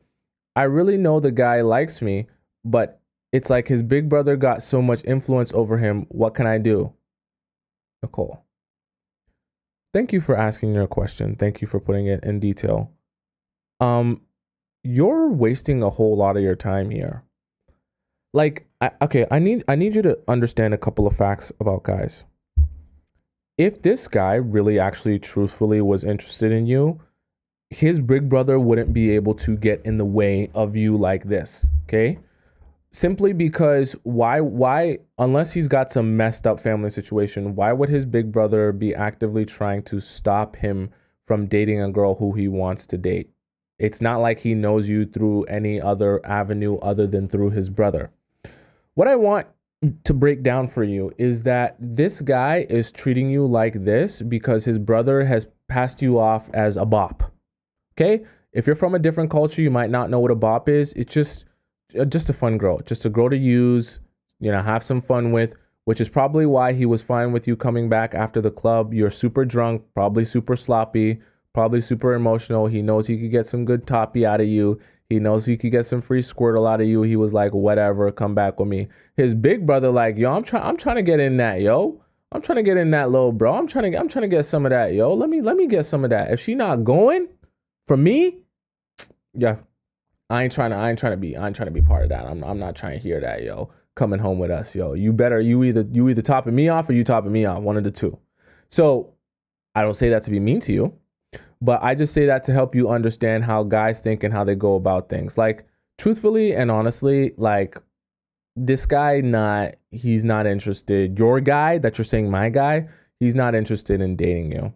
He might be interested in utilizing your squirtle and having pineapples with you after a drunk night at the club, but he don't want to date you. So the longer time you spend wasting your time, I don't even know how you accessed his brother or what you thought was going to come of reaching out to his brother. Like, you're a friends with benefits for am I missing this at the top? I've seen this guy for 6 to 7 months. We've been meeting together and doing dirty things at times. That's friends with benefits. You just tried to make it sound nicer. In what world are you friends with benefits and then you reach out to the person's family member expecting them to do something for you? He ain't trying to do nothing for you. He trying to do something for himself, which I don't even like. You shouldn't be shocked that the man is trying to do something for himself, especially with you, who's been, from his perspective, he's been told and communicated that you're a going girl. You're going. A little bit of a pride pressure, you're going. So he trying to see if you gonna go. That's what older brother, big bro trying to see. Big bro trying to see if you gonna go, Nicole. Let's just be so for real. And I guess your confusion and the fact that you like this guy is just helping you stick around. Like, this is weird. You stuck around drunk at the club. But you're looking up at him saying, please, can I go home with you? I'm drunk and lonely and I want to be with you so bad. Like the desperation is probably oozing out of your pores. It's really embarrassing to be you right now. And you gotta fix up, because the way you presenting yourself is like you got no type of value. And then you expect, my honest advice to you, forget about this. Leave this alone. Leave the guy alone. Leave the big brother alone. I need you to pick yourself off the floor. Pick your dignity off the floor. grow some respect for yourself, and I need you to move forward from the situation. And I need you in the next situation, I need you to not be friends with benefits with a guy for 6 to 7 months. Okay? I need you to wait till a guy actually is trying to be intentional with you and grow a relationship with you before you begin sleeping with him. Okay? And if you feel the urge to be a pick-misha, right? If you feel the urge to sleep with a guy because you're anxious that he'll stop liking you, I think you need to rewind and start figuring out how you can fill your own voids that you don't feel the desperation to sleep with a guy simply because you think that's the only way you'll keep him interested in you. Okay? That's what you need to solve. Okay, Nicole? Sorry that that's harsh, but that is the truth and my advice to you. Okay, next we have here, let's make sure we're in the right order. These are pinned messages. By the way, next week we will be doing a live questionnaire of people coming on live and answering. Okay. Sanctuary says I'm blocked, spent almost 2 months. Oh, this one was answered. Okay.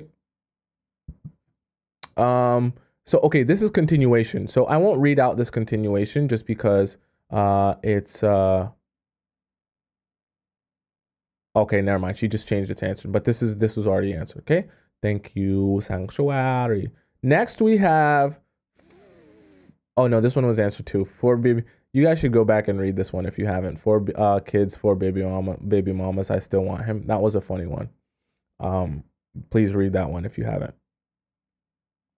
Yeah. Sorry, I opened that one on accident. So Snapchat scaries. Okay, this one is new. I know this one's new for sure. Let's read Snapchat scaries. All right, buckle up. I have no idea what this is going, but Snapchat scary sounds scary. So S says, hello, Tomisin. Greetings, Earthling. I'm 25 and I live in Arizona. Scottsdale? I want to go to Scottsdale or Phoenix. Personally, I think I am on my phone way too much. Okay, at least we're starting with some accountability and self-awareness. But I'm really avoidant. How does that work? My main social platform I use is Snapchat. Oh, we're gonna have some fun with this. I'm gonna rip you apart. Okay. I've been watching your videos. Basically, I already messed up with this one person that I have been entertaining on Snapchat. How old are you? 25 is your age. You're entertaining people on Snapchat. Let's continue. He added me randomly and I felt...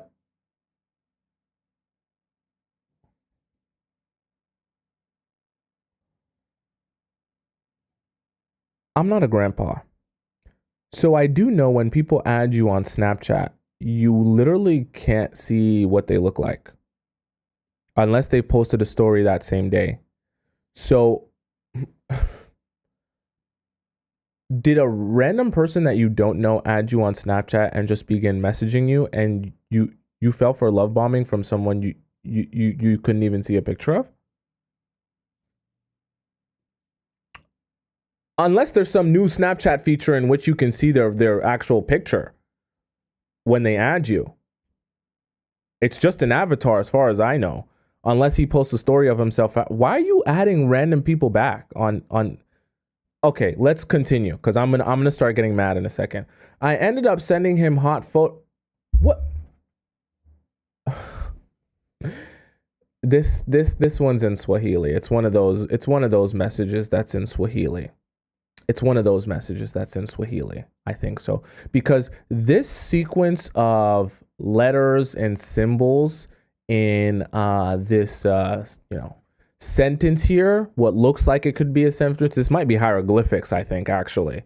It does not look to be in English. I don't think that this sentence right here is in English. I think this one is in hieroglyphics. It must be some ancient Egyptian scribe here I'm reading. Let's see if we can get through this. I ended up sending him hot videos and photos of myself about a month into talking. Yeah, that's definitely in hieroglyphics, that one. They didn't have my face in them, but I really regret it now because I think it made me look really desperate for validation.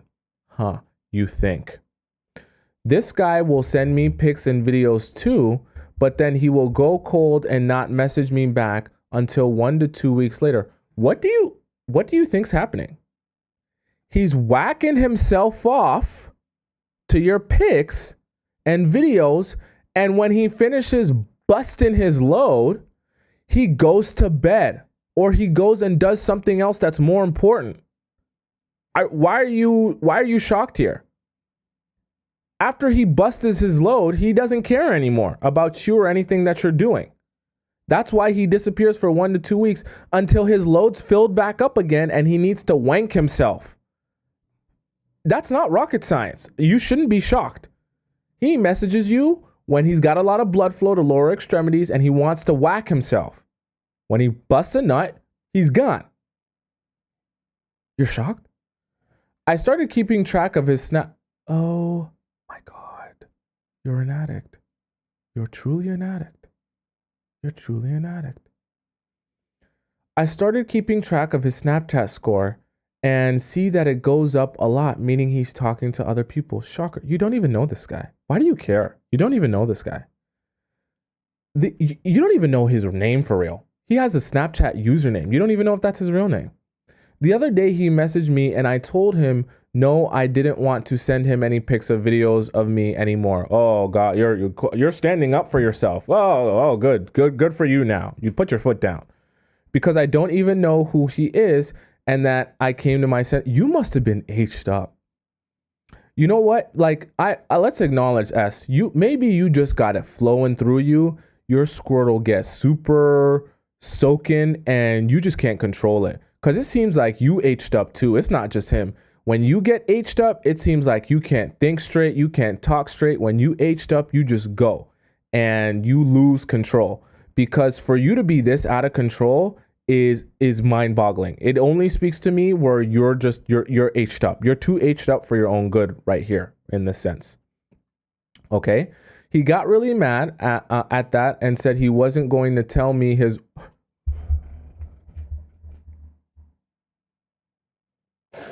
It's so sad. Like when I told you guys, I don't read these ahead of times.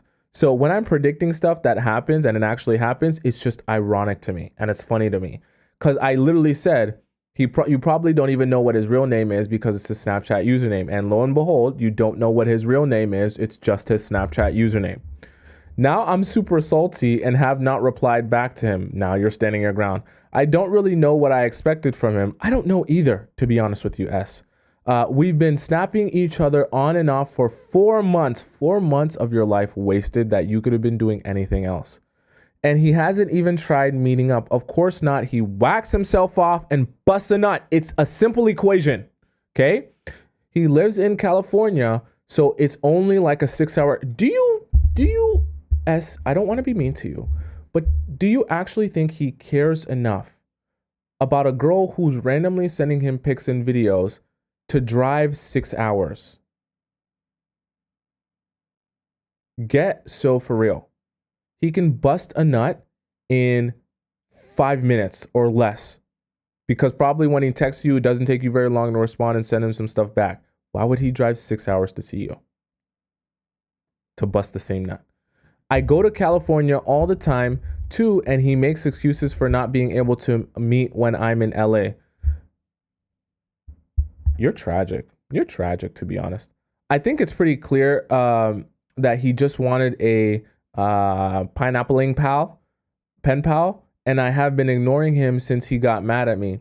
In the future, if there's another person that shows interest through social media, is there anything I can do to influence them to want to pursue me in real life? Okay, S, the first thing you need to do is delete Snapchat. Like, delete Snapchat.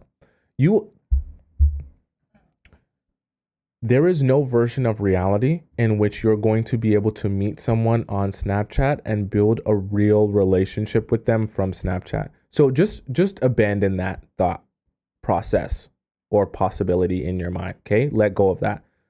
Delete Snapchat. If you want to be meeting people, delete Snapchat. It doesn't serve you in any way, shape, or form for what you're doing. You're also 25, okay? Nobody our age, because you're close to my age, right? Nobody our age is getting on Snapchat for fun, okay? They're either getting on Snapchat to hide something or they're getting on Snapchat to be nefarious, which just means sneaky. Okay, like you know what I mean, to get into some trouble. Talk dirty, pineappling, you know what I mean? Pineappling on the phone, things like that. Okay, so you're wasting your time on Snapchat anyway. You literally, in this case, you'd be better off on Hinge than on Snapchat. I just don't understand what you expect to gain from that application. So that's one, delete Snapchat. Number two, I actually don't advise you to be focusing your energy on how you can get men to pursue you through social media. Because why don't you want to get men to pursue you in real life? Why don't you want to figure out where you can go, where you'll meet like-minded people and build relationships from there? See, the problem is when you're meeting people constantly on social media, what are you going to be connecting over aside from the pictures that you guys take and how you look in your pictures? That's part of the problem, is that when you meet someone in a place like a gym, or you meet someone in an art gallery or a museum or whatever, and you meet someone in the process of a shared interest, well, now you know you have that shared interest. Now you have something to build the relationship off of. When you meet someone over social media or on a dating app, what is the shared interest there aside from I like your pics and you like mine?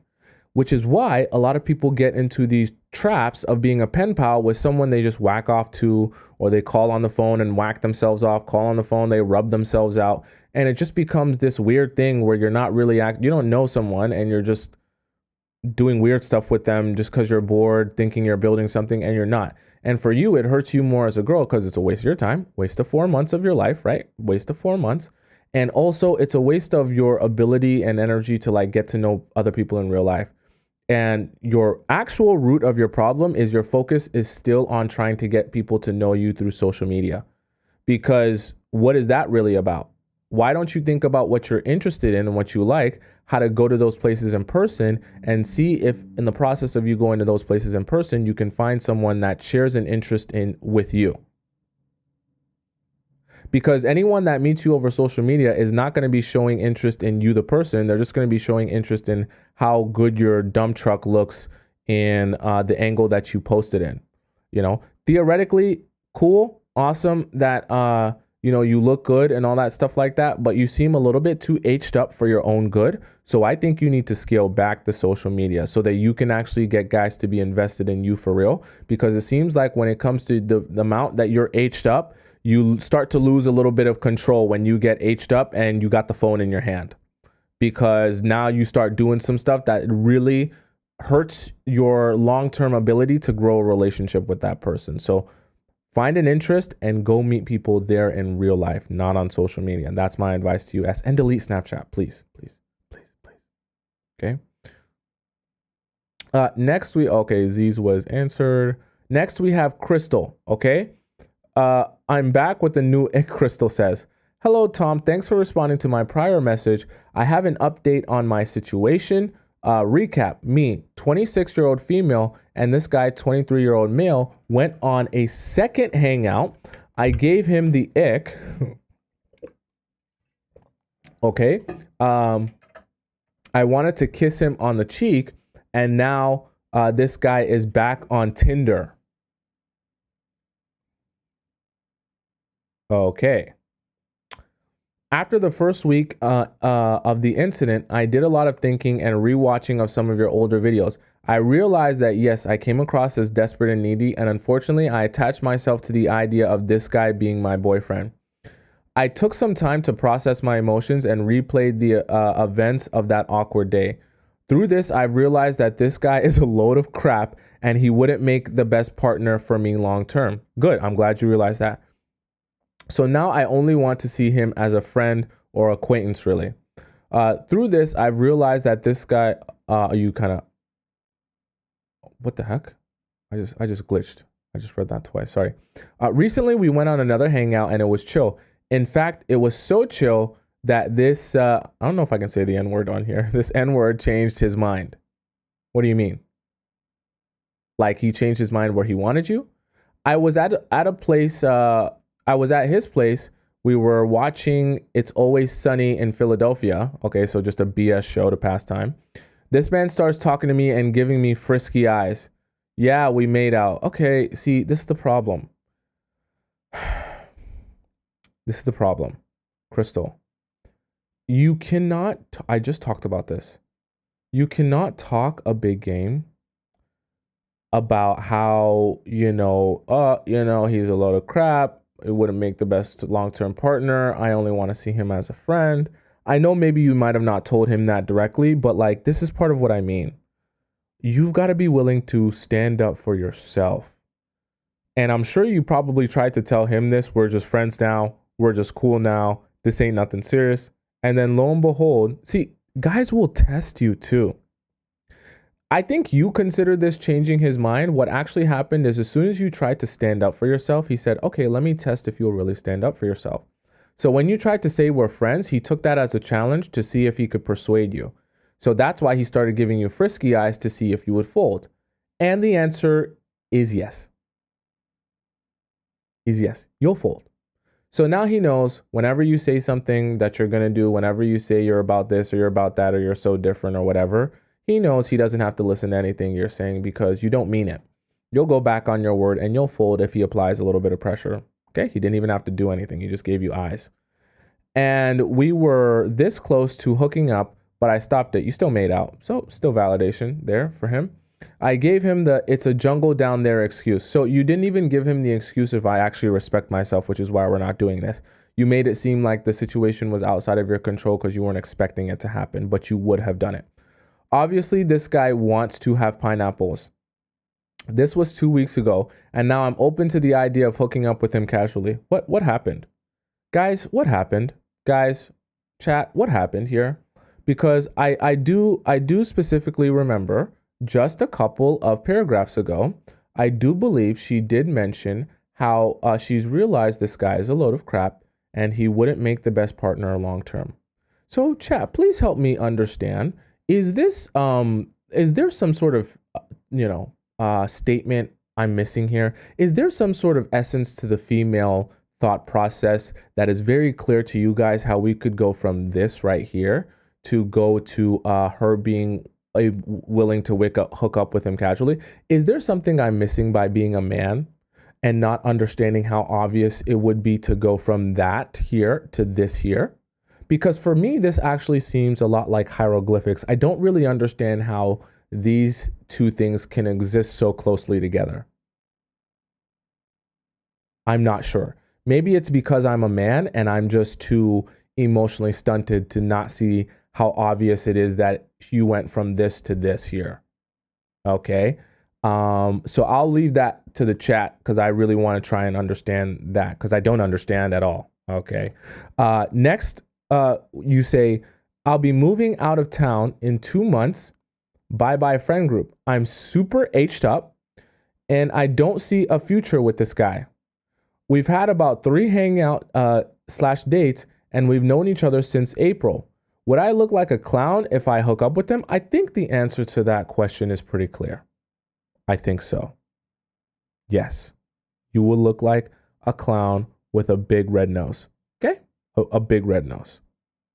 I plan on telling him this is a summer fling. Oh, so you think you're running things by telling him it's a summer fling. Oh, great. Great way to take control of the situation here. And I don't see us moving forward. Oh, wow. You're in so much control here. I'm sure he's also on the same page. I mean, I might as well get some pleasure out of it. And he does pay for my meals now. Good. Maybe you got some good, Squirtle. It's so funny when he changed his mind, I was the one who got the ick. Changed his mind about what? Also, I pay him less attention and he keeps bothering me. We're in the same friend group, so this can get messy very easily. And yet we always seem to be together and away from the friend group when we all get together. What are you trying to do? You trying to gas yourself up to make yourself feel like he actually cares? We rarely text / call, but we see each other in person often, like 3 times a week for about 40 minutes. 40 minutes is as long as the session lasts. So why you... Anyways, I also want to add that this man is a bot. He is on Tinder, and that's like Uber Eats for hookups. You're dissing the man that you're actively trying to be in a friends with benefits with. Okay, cool. Even though he's a bop, I want at least 5 appointments with him before I move. You're an addict. You're an addict. Like, I get it, we all get aged up, but you're an addict because you're literally compromising your own self-respect for this. Okay? Anyways, let's go on. I want to arrange our pineapple appointment in person during our next hangout. I like that he pays for these dates. I'm concerned that if I'm super transparent, then I won't get that benefit. What do you mean? Like, if you just tell him that's all you want? I guess it's like a situationship, but is it still a situationship if people don't see a future with one another? I mean, no, you're just hooking up. I'm also worried that if I do sleep with him, that I'll give him the ultimate validation. I mean, you will, and you already have. What are you trying to do? I'm confused what your goal is here, because you seem to have multiple goals in one here. Which is why I think of communicating up front that I want a summer fling and having an actual expiration date would help with his ego not getting too big. Okay. How can I communicate this to him and not lose the perks of being in a situationship, perks of companionship, pineapples, and fun hangouts, and also not inflate his ego too much? You may worry that I'll be attached, but I can't see myself being with this man long term, and he wouldn't be able to provide the lifestyle I want anyways. So what's the point in general then? I just don't understand the point in general. Literally just for the hookup? Is it that serious? Just for the hookup? I think during that awkward hangout, I had mixed emotions because I hadn't had pineapples in a while, and this guy is fun to be around. This guy doesn't know how long I hadn't had pineapples. I've told him it's been a while. He, on the other hand, did the deed a week ago before the awkward hangout. So obviously this guy isn't too serious about me. And then you lastly say, also, does your content work for people who are dating for fun? Or is this more for people dating for the long run, finding a significant other? Honestly, I'm not ready to settle down yet, and I'd like to meet guys casually, not dating apps, bars. What? Okay, Crystal, what do you want here? I don't understand what you want here. I've been single for about 2 years. My last relationship, I met him on during trivia night, but I move frequently and never had the chance to date for the long run. Hence why I'm down for a summer fling. Okay, Crystal, before we do anything about giving you advice, you literally need to decide what you want. Because this is the thing, Crystal. If you truly were okay with just being friends with benefits, you would just be friends with benefits. You're making it so much complicated by pretending as if there's something's going to happen if you tell him that you think telling a guy that you just want to have casual hookups with him is going to, he's going to say, oh my God, you want to have casual hookups with me? That's not something that I want to do. Like, what do you think is going to happen here? This is why I say, you see, Crystal, I'm gonna talk to you about the root of your problem rather than what you're asking. I know you're asking me specific questions. I want to address your actual problem here. Your actual problem is that because you don't want to be bored out of your mind and feel lonely by not having someone to hang out with or spend time with, you would rather hang out and spend time with this guy that you know is not going anywhere so that you're not bored and lonely.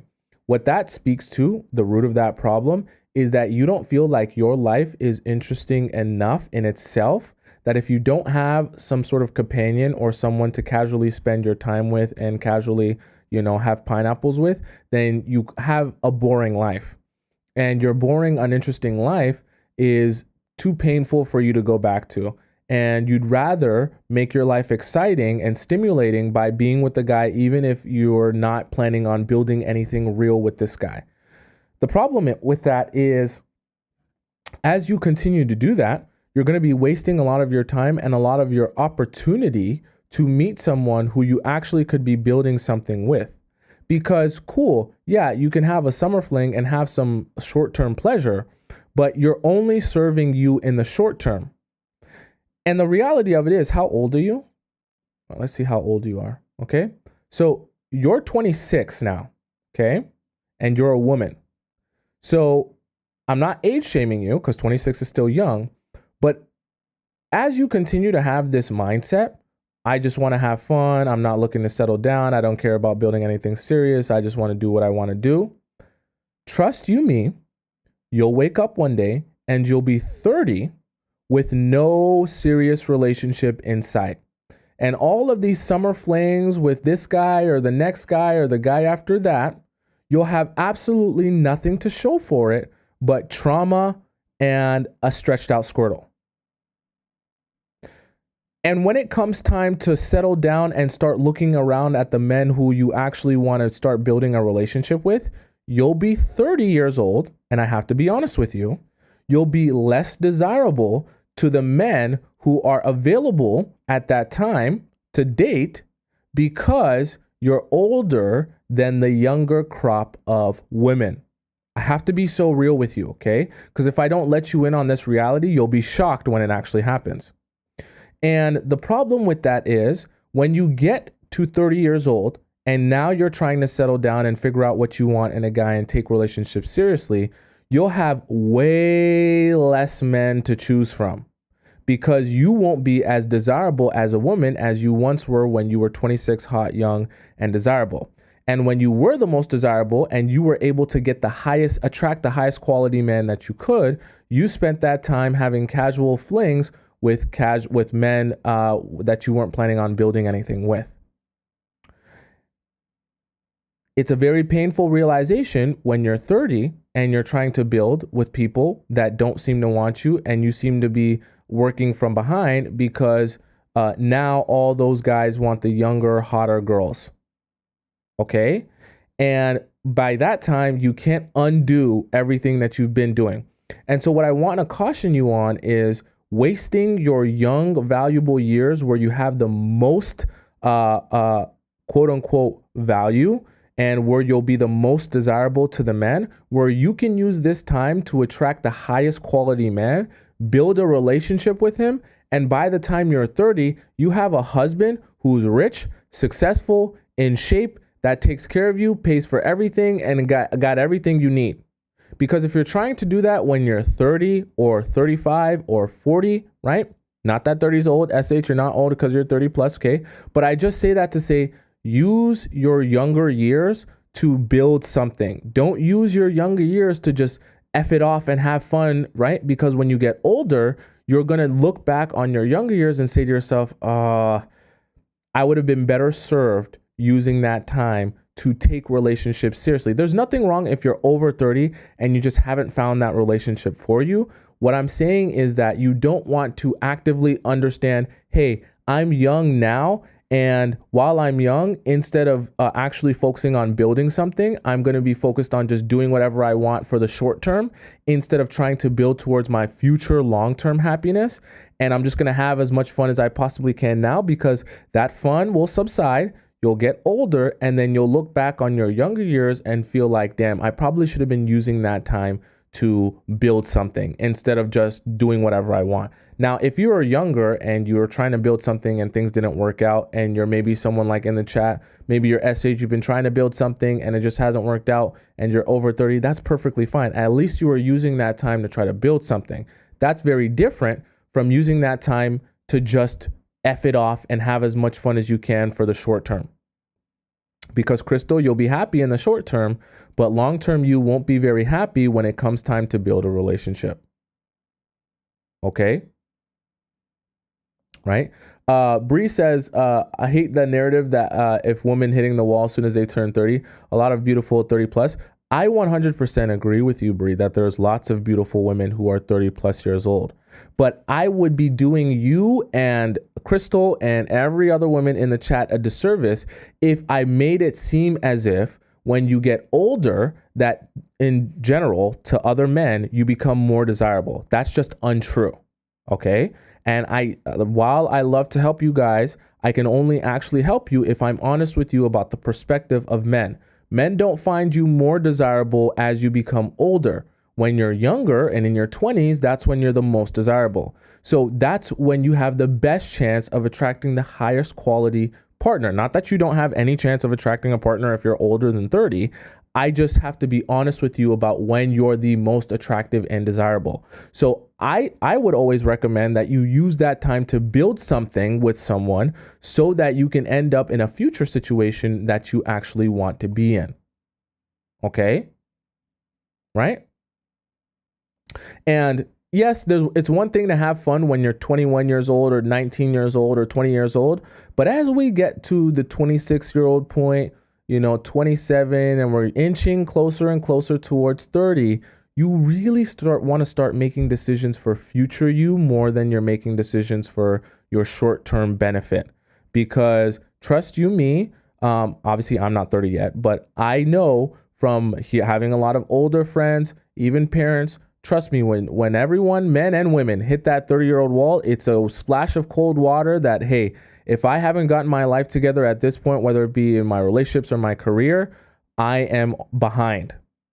So I know it's fun to just do whatever you want to do and have the summer flings right now, Crystal, but I would advise you that you should only be focused your time and energy on relationships that serve you for the future.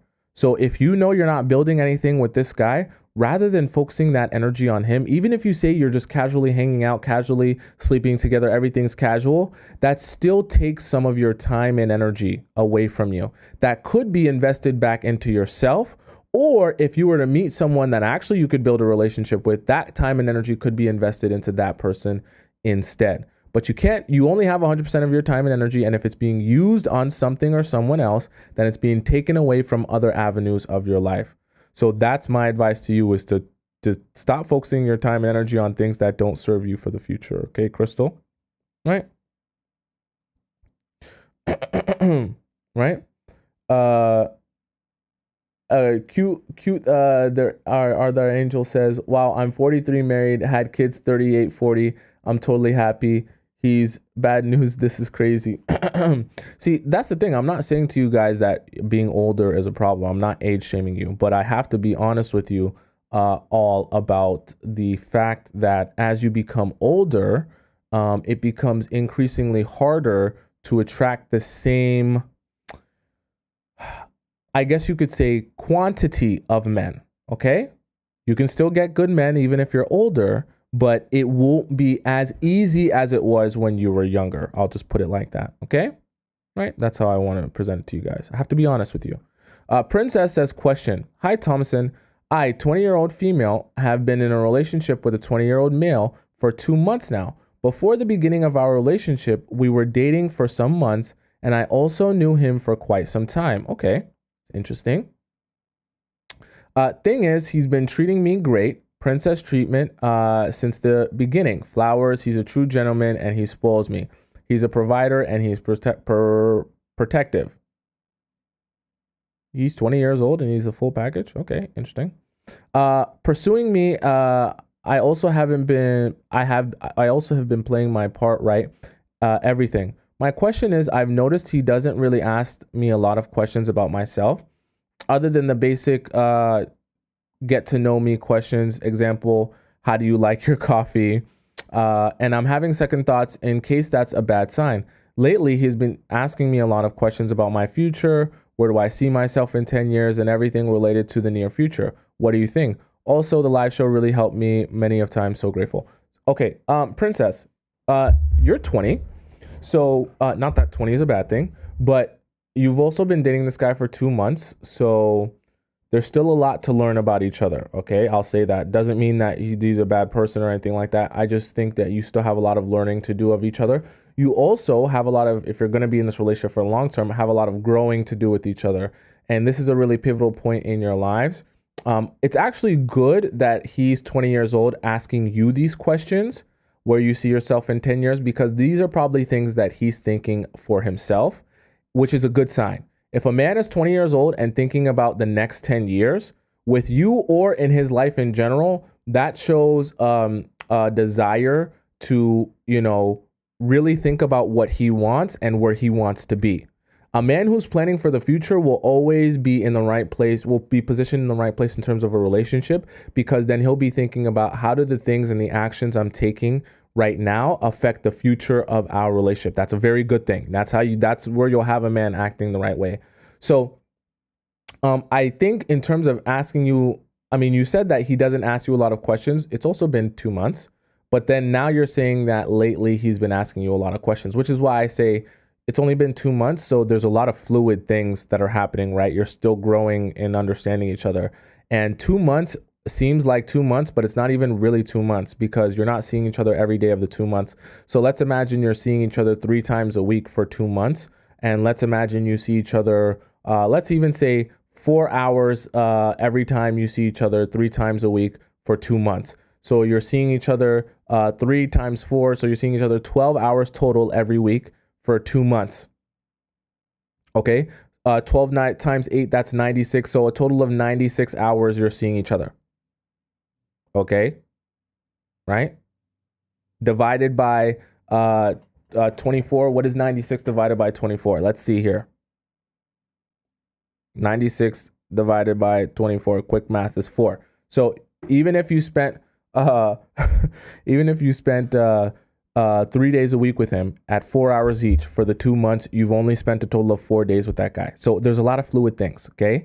There's a lot of fluid things and moving parts that you still have to learn about each other. So clearly, as of lately, he's been asking you questions, especially questions about the future. I always tell you guys, when guys are talking about the future, that's a good sign. So just be patient. Let's see how it plays out. I don't see anything here that's necessarily a red flag or anything like that. And like you said, everything else has been good. So just continue learning and growing with each other and observing his actions. Okay, let's leave it at there for today because we're already over time. And tomorrow, if I didn't answer your question or I didn't get to yours today, don't worry. I will get to yours tomorrow. If you have a question that you want me to answer live on the show, please, if you're on TikTok, go over to the link in my bio on my profile and ask it on the TikTok. And if you're on YouTube, go down to the link in my description and you can ask it there.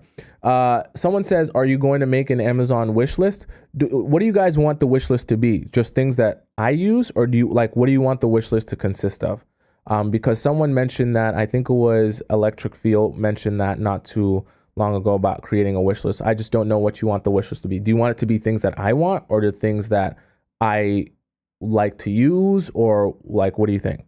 Right? Things that I want too. So you guys want a wish list of what I want, like things that I want to like get, or I would like to be gifted. Okay. I can make either one of those. I just want to know which one you guys want. Okay. So yes, please send in your question if you want that, as if you want me to answer your question as well. For those of you who love me so much and you want to see everything that I'm doing all the time, 24/7, you can go over to my Instagram and you can see everything that I'm doing all the time. You can scroll down on my page and see what I look like. I used to be like over 100 pounds more than this. What I look like, what I did, I used to post skits and all that good stuff. So you can go see how I got to this point now. On my Instagram, right above my head on the top left if you're on TikTok, and right at the bottom right if you're on YouTube. For those of you who are on TikTok and you're like, this is the most amazing show ever, I love this so much, I want to be a part of the show all the time, you can just type my name in on YouTube and you can rewatch this live stream in its entirety. And all the other live streams from the past, you just go over to the live section and you'll see this exact live stream there where you can rewatch it with the TikTok live chat. So your live chat from today, everything you commented will be embedded in the video, and everything the YouTube chat commented will be embedded in the video as well. So you can follow along with all the beautiful conversation. Okay.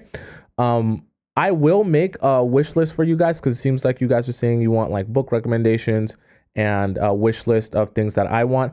I'll try and make a wish list for all those 3 things in the Discord, and I'll put it in the Discord. So make sure you're on the Discord if you want the wish list of all the different things, and if you want to purchase something for me as well, I'll put the wish list in there in the Discord as well. Okay, so if you guys want to join me again live, welcome Sharice. Also, by the way, guys, Sharice actually made it to Toronto, so she's in Toronto now.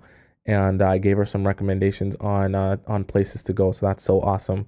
Let me know if you guys ever venture out to Toronto. That would be awesome. I'll give you guys some good recommendations, and I'll give you guys some hookups on some spots. I know a lot of people.